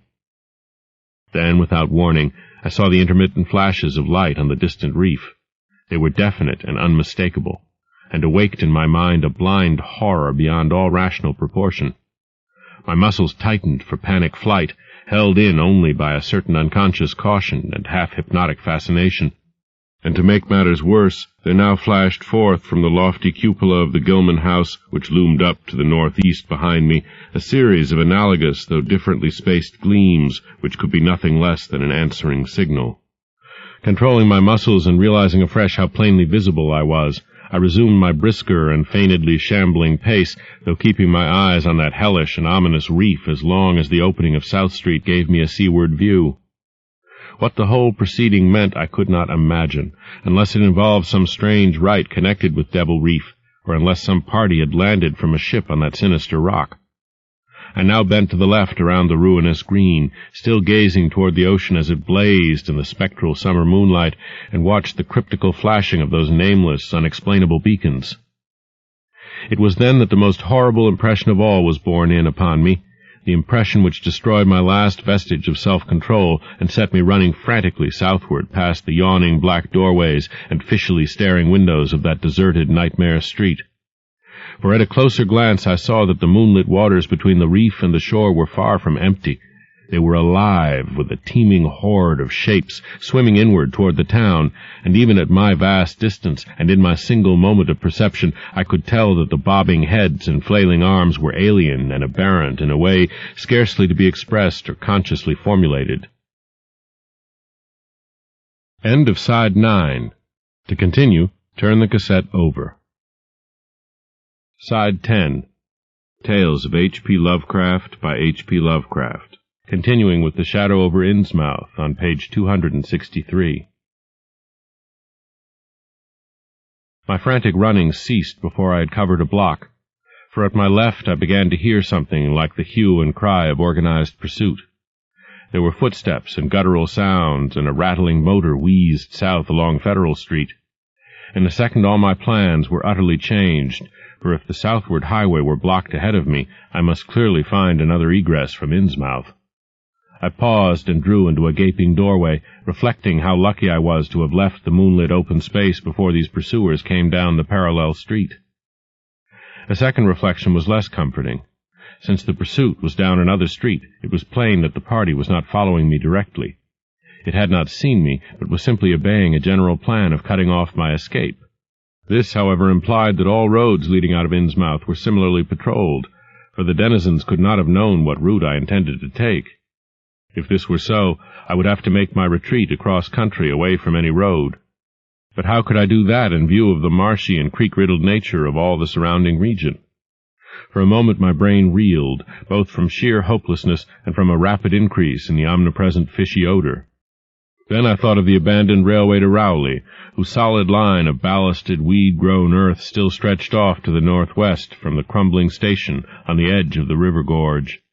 There was just a chance that the townsfolk would not think of that, since its briar-choked desertion made it half impassable and the unlikeliest of all avenues for a fugitive to choose. I'd seen it clearly from my hotel window and knew about how it lay. Most of its earlier length was uncomfortably visible from the Rowley Road and from high places in the town itself, but one could perhaps crawl inconspicuously through the undergrowth. At any rate, it would form my only chance of deliverance, and there was nothing to do but try it. Drawing inside the hall of my deserted shelter, I once more consulted the grocery boy's map with the aid of the flashlight. The immediate problem was how to reach the ancient railway, and I now saw that the safest course was ahead to Babson Street, then west to Lafayette, there edging around but not crossing an open space homologous to the one I had traversed, and subsequently back northward and westward in a zigzagging line through Lafayette, Bates, Adams, and Banks Streets, the latter skirting the river gorge to the abandoned and dilapidated station I had seen from my window. My reason for going ahead to Babson was that I wished neither to recross the earlier open space nor to begin my westward course along a cross street as broad as south. Starting once more, I crossed the street to the right-hand side in order to edge around into Babson as inconspicuously as possible. Noises still continued in Federal Street, and as I glanced behind me I thought I saw a gleam of light near the building through which I had escaped. Anxious to leave Washington Street, I broke into a quiet dog trot, trusting to luck not to encounter any observing eye. Next the corner of Babson Street, I saw to my alarm that one of the houses was still inhabited, as attested by curtains at the window, but there were no lights within, and I passed it without disaster. In Babson Street, which crossed Federal and might thus reveal me to the searchers, I clung as closely as possible to the sagging, uneven buildings, twice pausing in a doorway as the noises behind me momentarily increased. The open space ahead shone wide and desolate under the moon, but my route would not force me to cross it. During my second pause I began to detect a fresh distribution of the vague sounds, and upon looking cautiously out from cover beheld a motor car darting across the open space, bound outward along Elliott Street, which there intersects both Babson and Lafayette. As I watched, choked by a sudden rise in the fishy odor after a short abatement, I saw a band of uncouth, crouching shapes loping and shambling in the same direction, and knew that this must be the party guarding the Ipswich Road, since that highway forms an extension of Elliott Street. Two of the figures I glimpsed were in voluminous robes, and one wore a peaked diadem which glistened whitely in the moonlight. The gait of this figure was so odd that it sent a chill through me, for it seemed to me the creature was almost hopping. When the last of the band was out of sight, I resumed my progress, darting around the corner into Lafayette Street and crossing Elliott very hurriedly, lest stragglers of the party be still advancing along that thoroughfare. I did hear some croaking and clattering sounds far off toward Town Square, but accomplished the passage without disaster. My greatest dread was in recrossing broad and moonlit South Street, with its seaward view, and I had to nerve myself for the ordeal. Someone might easily be looking, and possible Elliott Street stragglers could not fail to glimpse me from either of 2 points. At the last moment I decided I had better slacken my trot and make the crossing as before in the shambling gait of an average Innsmouth native. When the view of the water again opened out, this time on my right, I was half determined not to look at it at all. I could not, however, resist, but cast a sidelong glance as I carefully and imitatively shambled toward the protecting shadows ahead. There was no ship visible, as I had half expected there would be. Instead, the first thing which caught my eye was a small rowboat pulling in toward the abandoned wharves and laden with some bulky, tarpaulin-covered object. Its rowers, though distantly and indistinctly seen, were of an especially repellent aspect. Several swimmers were still discernible, while on the far black reef I could see a faint, steady glow, unlike the winking beacon visible before, and of a curious color which I could not precisely identify. Above the slant roofs ahead and to the right there loomed the tall cupola of the Gilman house, but it was completely dark. The fishy odor, dispelled for a moment by some merciful breeze, now closed in again with maddening intensity. I had not quite crossed the street when I heard a muttering band advancing along Washington from the north. As they reached the broad open space where I had had my first disquieting glimpse of the moonlit water, I could see them plainly only a block away, and was horrified by the bestial abnormality of their faces and the dog-like subhumanness of their crouching gait.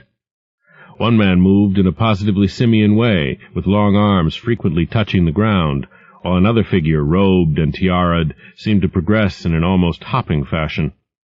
I judged this party to be the one I had seen in the Gilman's courtyard, the one therefore most closely on my trail. As some of the figures turned to look in my direction, I was transfixed with fright, yet managed to preserve the casual, shambling gait I had assumed. To this day I do not know whether they saw me or not. If they did, my stratagem must have deceived them, for they passed on across the moonlit space without varying their course, meanwhile croaking and jabbering in some hateful guttural patois I could not identify. Once more in shadow, I resumed my former dog-trot past the leaning and decrepit houses that stared blankly into the night. Having crossed the western sidewalk, I rounded the nearest corner into Bates Street, where I kept close to the buildings on the southern side. I passed 2 houses showing signs of habitation, one of which had faint lights and upper rooms, yet met with no obstacle. As I turned into Adams Street, I felt measurably safer, but received a shock when a man reeled out of a black doorway directly in front of me. He proved, however, too hopelessly drunk to be a menace, so that I reached the dismal ruins of the Bank Street warehouses in safety. No one was stirring in that dead street beside the river gorge, and the roar of the waterfalls quite drowned my footsteps. It was a long dog-trot to the ruined station, and the great brick warehouse walls around me seemed somehow more terrifying than the fronts of private houses.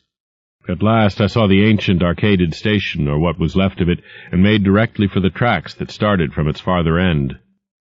The rails were rusty but mainly intact, and not more than half the ties had rotted away. Walking or running on such a surface was very difficult, but I did my best, and on the whole made very fair time. For some distance the line kept on along the gorge's brink, but at length I reached the long covered bridge where it crossed the chasm at a dizzy height. The condition of this bridge would determine my next step. If humanly possible, I would use it. If not, I would have to risk more street wandering and take the nearest intact highway bridge. The vast, barn-like length of the old bridge gleamed spectrally in the moonlight, and I saw that the ties were safe for at least a few feet within. Entering, I began to use my flashlight, and was almost knocked down by the cloud of bats that flapped past me. About halfway across there was a perilous gap in the ties which I feared for a moment would halt me, but in the end I risked a desperate jump, which fortunately succeeded. I was glad to see the moonlight again when I emerged from that macabre tunnel. The old tracks crossed River Street at grade, and at once veered off into a region increasingly rural and with less and less of Innsmouth's abhorrent fishy odor. Here the dense growth of weeds and briars hindered me and cruelly tore my clothes, but I was none the less glad that they were there to give me concealment in case of peril. I knew that much of my route must be visible from the Rowley Road.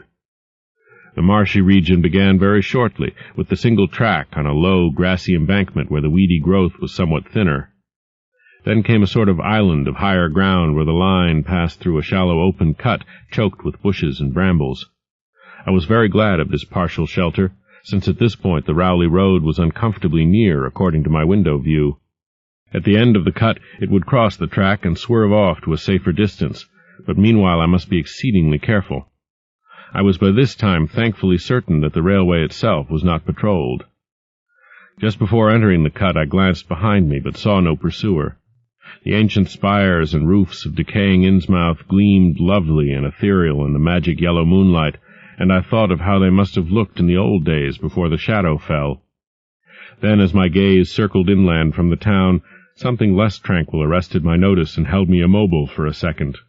What I saw, or fancied I saw, was a disturbing suggestion of undulant motion far to the south, a suggestion which made me conclude that a very large horde must be pouring out of the city along the level Ipswich Road. The distance was great, and I could distinguish nothing in detail, but I did not at all like the look of that moving column. It undulated too much, and glistened too brightly in the rays of the now westering moon. There was a suggestion of sound, too, though the wind was blowing the other way, a suggestion of bestial scraping and bellowing even worse than the muttering of the parties I had lately overheard. All sorts of unpleasant conjectures crossed my mind. I thought of those very extreme Innsmouth types said to be hidden in crumbling, centuried warrens near the waterfront. I thought, too, of those nameless swimmers I had seen. Counting the parties so far glimpsed, as well as those presumably covering other roads, the number of my pursuers must be strangely large for a town as depopulated as Innsmouth. Whence could come the dense personnel of such a column as I now beheld? Did those ancient, unplumbed warrens teem with a twisted, uncatalogued, and unsuspected life? Or had some unseen ship indeed landed a legion of unknown outsiders on that hellish reef? Who were they? Why were they there? And if such a column of them was scouring the Ipswich Road, would the patrols on the other roads be likewise augmented? I had entered the brush-grown cut and was struggling along at a very slow pace when that damnable fishy odor again waxed dominant. Had the wind suddenly changed eastward so that it blew in from the sea and over the town? It must have, I concluded, since I now began to hear shocking guttural murmurs from that hitherto silent direction. There was another sound, too, a kind of wholesale colossal flopping or pattering which somehow called up images of the most detestable sort. It made me think illogically of that unpleasantly undulating column on the far-off Ipswich Road. And then both stench and sounds grew stronger, so that I paused, shivering and grateful for the cut's protection. It was here, I recalled, that the Rowley Road drew so close to the old railway before crossing westward and diverging. Something was coming along that road, and I must lie low till its passage and vanishment in the distance. Thank heaven these creatures employed no dogs for tracking, though perhaps that would have been impossible amidst the omnipresent regional odor. Crouched in the bushes of that sandy cleft, I felt reasonably safe, even though I knew the searchers would have to cross the track in front of me not much more than 100 yards away. I would be able to see them, but they could not, except by a malign miracle, see me. All at once I began dreading to look at them as they passed. I saw the close, moonlit space where they would surge by, and had curious thoughts about the irredeemable pollution of that space. They would perhaps be the worst of all Innsmouth types, something one would not care to remember. The stench waxed overpowering, and the noises swelled to a bestial babble of croaking, baying, and barking without the least suggestion of human speech. Were these indeed the voices of my pursuers? Did they have dogs after all? So far I had seen none of the lower animals in Innsmouth. That flopping or pattering was monstrous. I could not look upon the degenerate creatures responsible for it. I would keep my eyes shut till the sounds receded toward the west. The horde was very close now, the air foul with their hoarse snarlings, and the ground almost shaking with their alien-rhythmed footfalls. My breath nearly ceased to come, and I put every ounce of willpower into the task of holding my eyelids down. I am not even yet willing to say whether what followed was a hideous actuality or only a nightmare hallucination. The later action of the government after my frantic appeals would tend to confirm it as a monstrous truth. But could not an hallucination have been repeated under the quasi-hypnotic spell of that ancient, haunted, and shadowed town? Such places have strange properties, and the legacy of insane legend might well have acted on more than one human imagination amidst those dead, stench-cursed streets and huddles of rotting roofs and crumbling steeples. Is it not possible that the germ of an actual contagious madness lurks in the depths of that shadow over Innsmouth? Who can be sure of reality after hearing things like the tale of old Zadok Allen?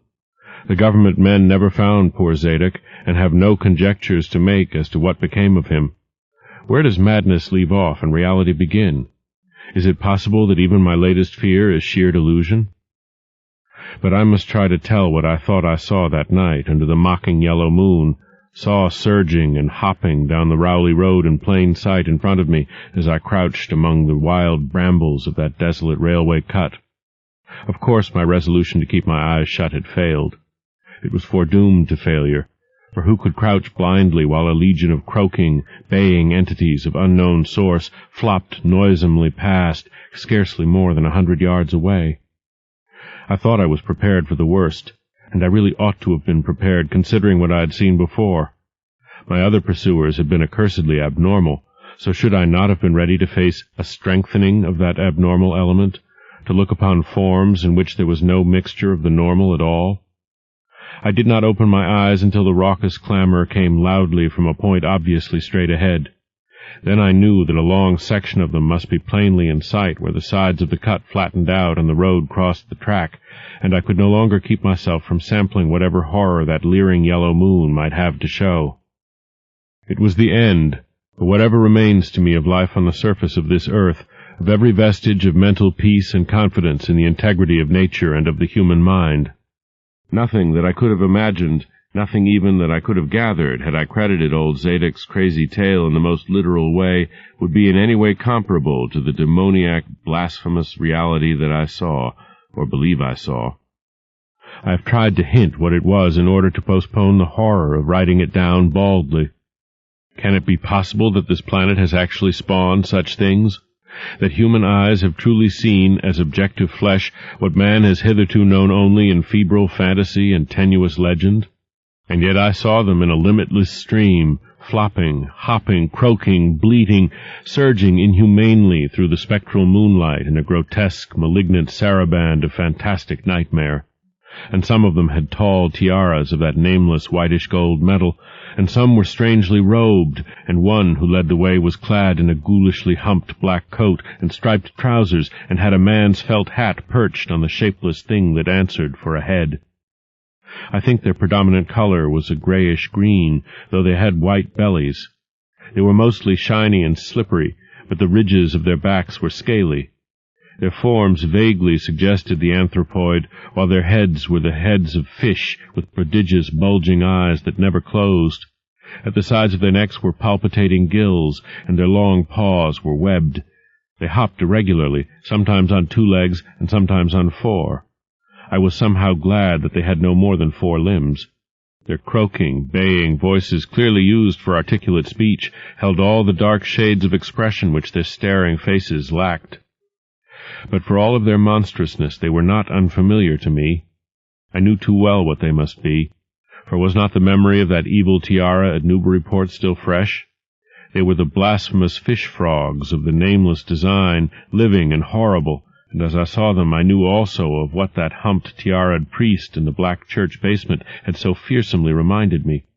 Their number was past guessing.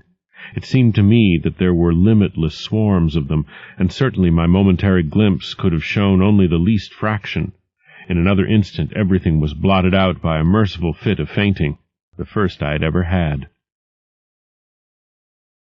5.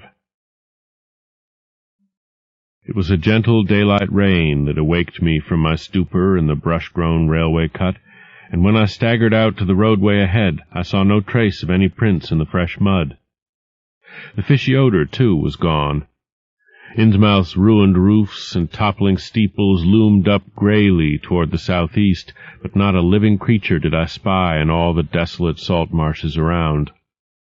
My watch was still going, and told me that the hour was past noon. The reality of what I had been through was highly uncertain in my mind, but I felt that something hideous lay in the background. I must get away from evil-shadowed Innsmouth, and accordingly I began to test my cramped, wearied powers of locomotion. Despite weakness, hunger, horror, and bewilderment, I found myself after a long time able to walk. So started slowly along the muddy road to Rowley. Before evening I was in the village, getting a meal and providing myself with presentable clothes. I caught the night train to Arkham, and the next day talked long and earnestly with government officials there, a process I later repeated in Boston. With the main result of these colloquies the public is now familiar, and I wish, for normality's sake, there was nothing more to tell. Perhaps it is madness that is overtaking me, yet perhaps a greater horror, or a greater marvel is reaching out. As may well be imagined, I gave up most of the foreplanned features of the rest of my tour, the scenic, architectural, and antiquarian diversions on which I had counted so heavily, nor did I dare look for that piece of strange jewelry said to be in the Miskatonic University Museum. I did, however, improve my stay in Arkham by collecting some genealogical notes I had long wished to possess, very rough and hasty data, it is true, but capable of good use later on, when I might have time to collate and codify them. The curator of the Historical Society there, Mr. E. Lapham Peabody, was very courteous about assisting me, and expressed unusual interest when I told him I was a grandson of Eliza Orne of Arkham, who was born in 1867 and had married James Williamson of Ohio at the age of 17. It seemed that a maternal uncle of mine had been there many years before on a quest much like my own, and that my grandmother's family was a topic of some local curiosity. There had, Mr. Peabody said, been considerable discussion about the marriage of her father, Benjamin Orne, just after the Civil War, since the ancestry of the bride was peculiarly puzzling. That bride was understood to have been an orphaned Marsh of New Hampshire, a cousin of the Essex County Marshes, but her education had been in France, and she knew very little of her family. A guardian had deposited funds in a Boston bank to maintain her and her French governess, but that guardian's name was unfamiliar to Arkham people, and in time he dropped out of sight, so that the governess assumed his role by court appointment. The Frenchwoman, now long dead, was very taciturn, and there were those who said she could have told more than she did. But the most baffling thing was the inability of anyone to place the recorded parents of the young woman, Enoch and Lydia Meserve Marsh, among the known families of New Hampshire. Possibly, many suggested, she was the natural daughter of some Marsh of prominence. She certainly had the true Marsh eyes. Most of the puzzling was done after her early death, which took place at the birth of my grandmother, her only child. Having formed some disagreeable impressions connected with the name of Marsh, I did not welcome the news that it belonged on my own ancestral tree, nor was I pleased by Mr. Peabody's suggestion that I had the true Marsh eyes myself.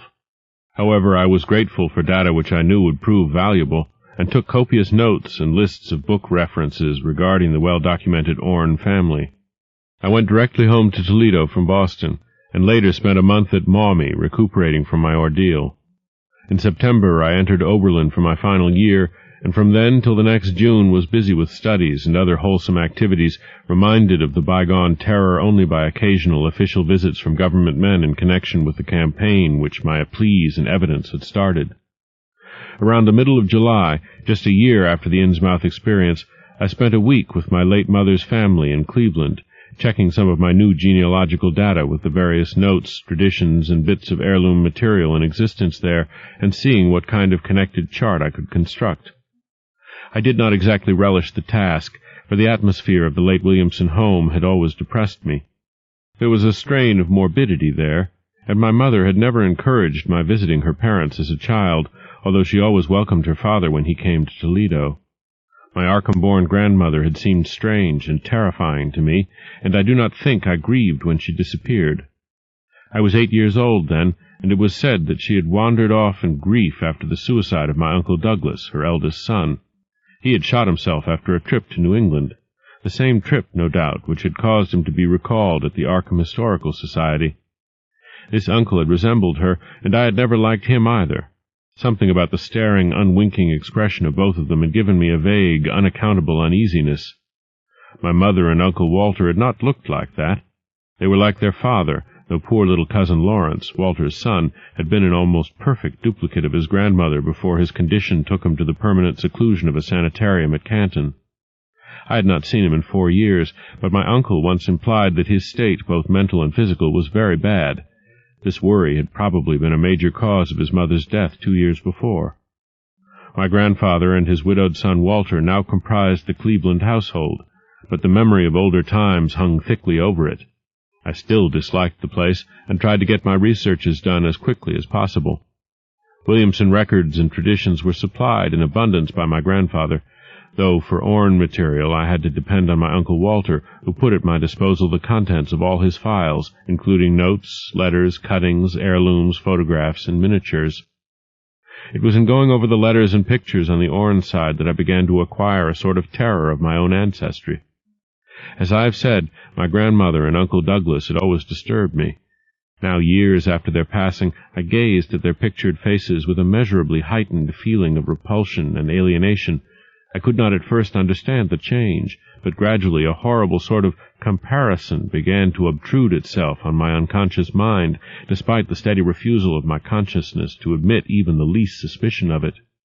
It was clear that the typical expression of these faces now suggested something it had not suggested before, something which would bring stark panic if too openly thought of. But the worst shock came when my uncle showed me the Orne jewelry in a downtown safe-deposit vault. Some of the items were delicate and inspiring enough, but there was one box of strange old pieces descended from my mysterious great-grandmother, which my uncle was almost reluctant to produce. They were, he said, a very grotesque and almost repulsive design, and had never, to his knowledge, been publicly worn, though my grandmother used to enjoy looking at them. Vague legends of bad luck clustered around them, and my great-grandmother's French governess had said they ought not to be worn in New England, though it would be quite safe to wear them in Europe. As my uncle began slowly and grudgingly to unwrap the things, he urged me not to be shocked by the strangeness and frequent hideousness of the designs. Artists and archaeologists who had seen them pronounced the workmanship superlatively and exotically exquisite, though no one seemed able to define their exact material or assign them to any specific art tradition. There were 2 armlets, a tiara, and a kind of pectoral, the latter having in high relief certain figures of almost unbearable extravagance.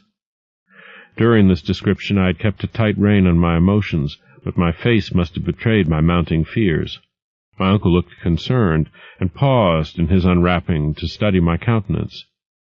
I motioned to him to continue, which he did with renewed signs of reluctance.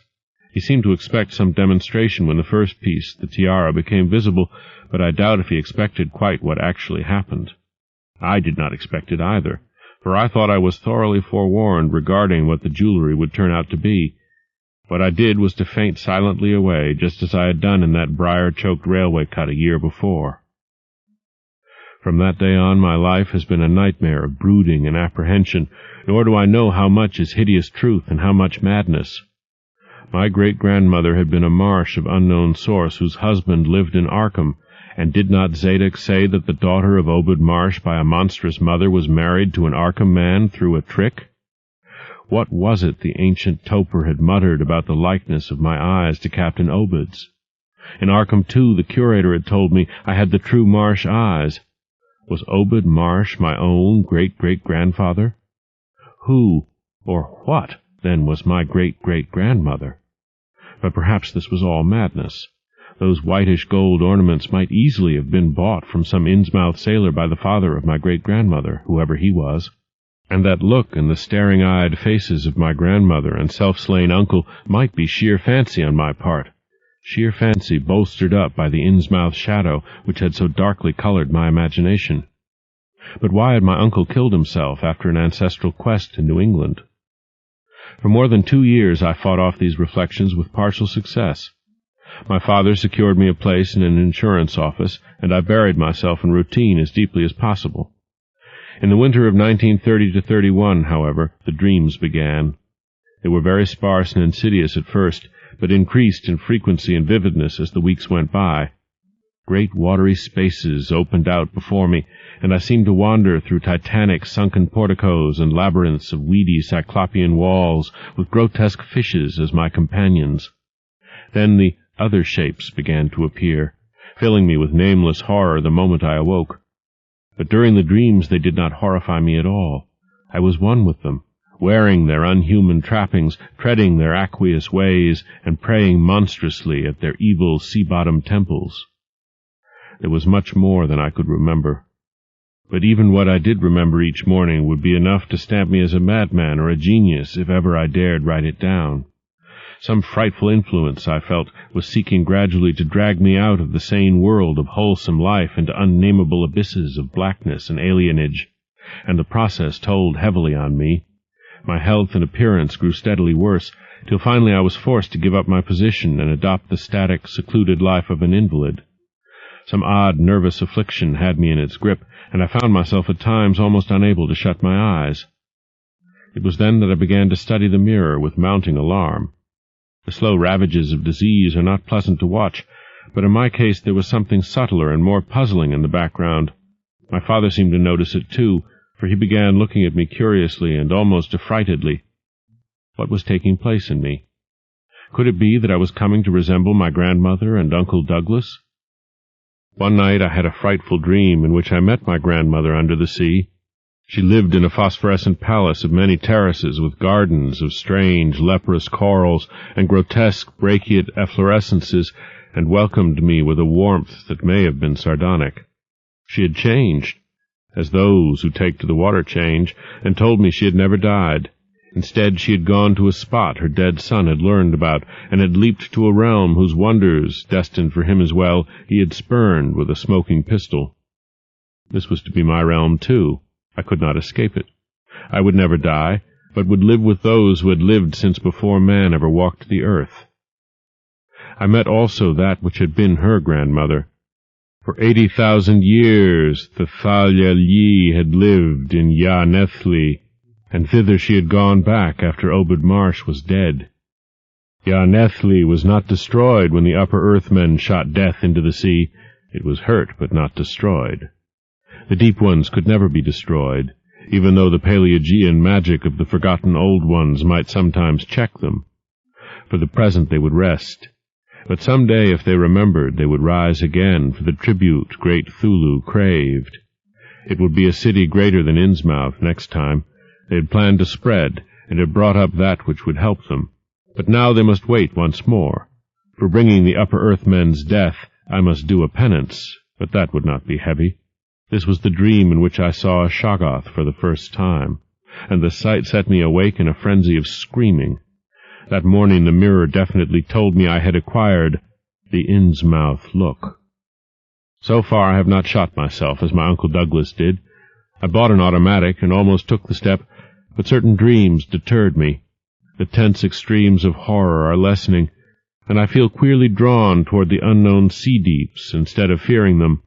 I hear and do strange things in sleep, and awake with a kind of exaltation instead of terror. I do not believe I need to wait for the full change, as most have waited.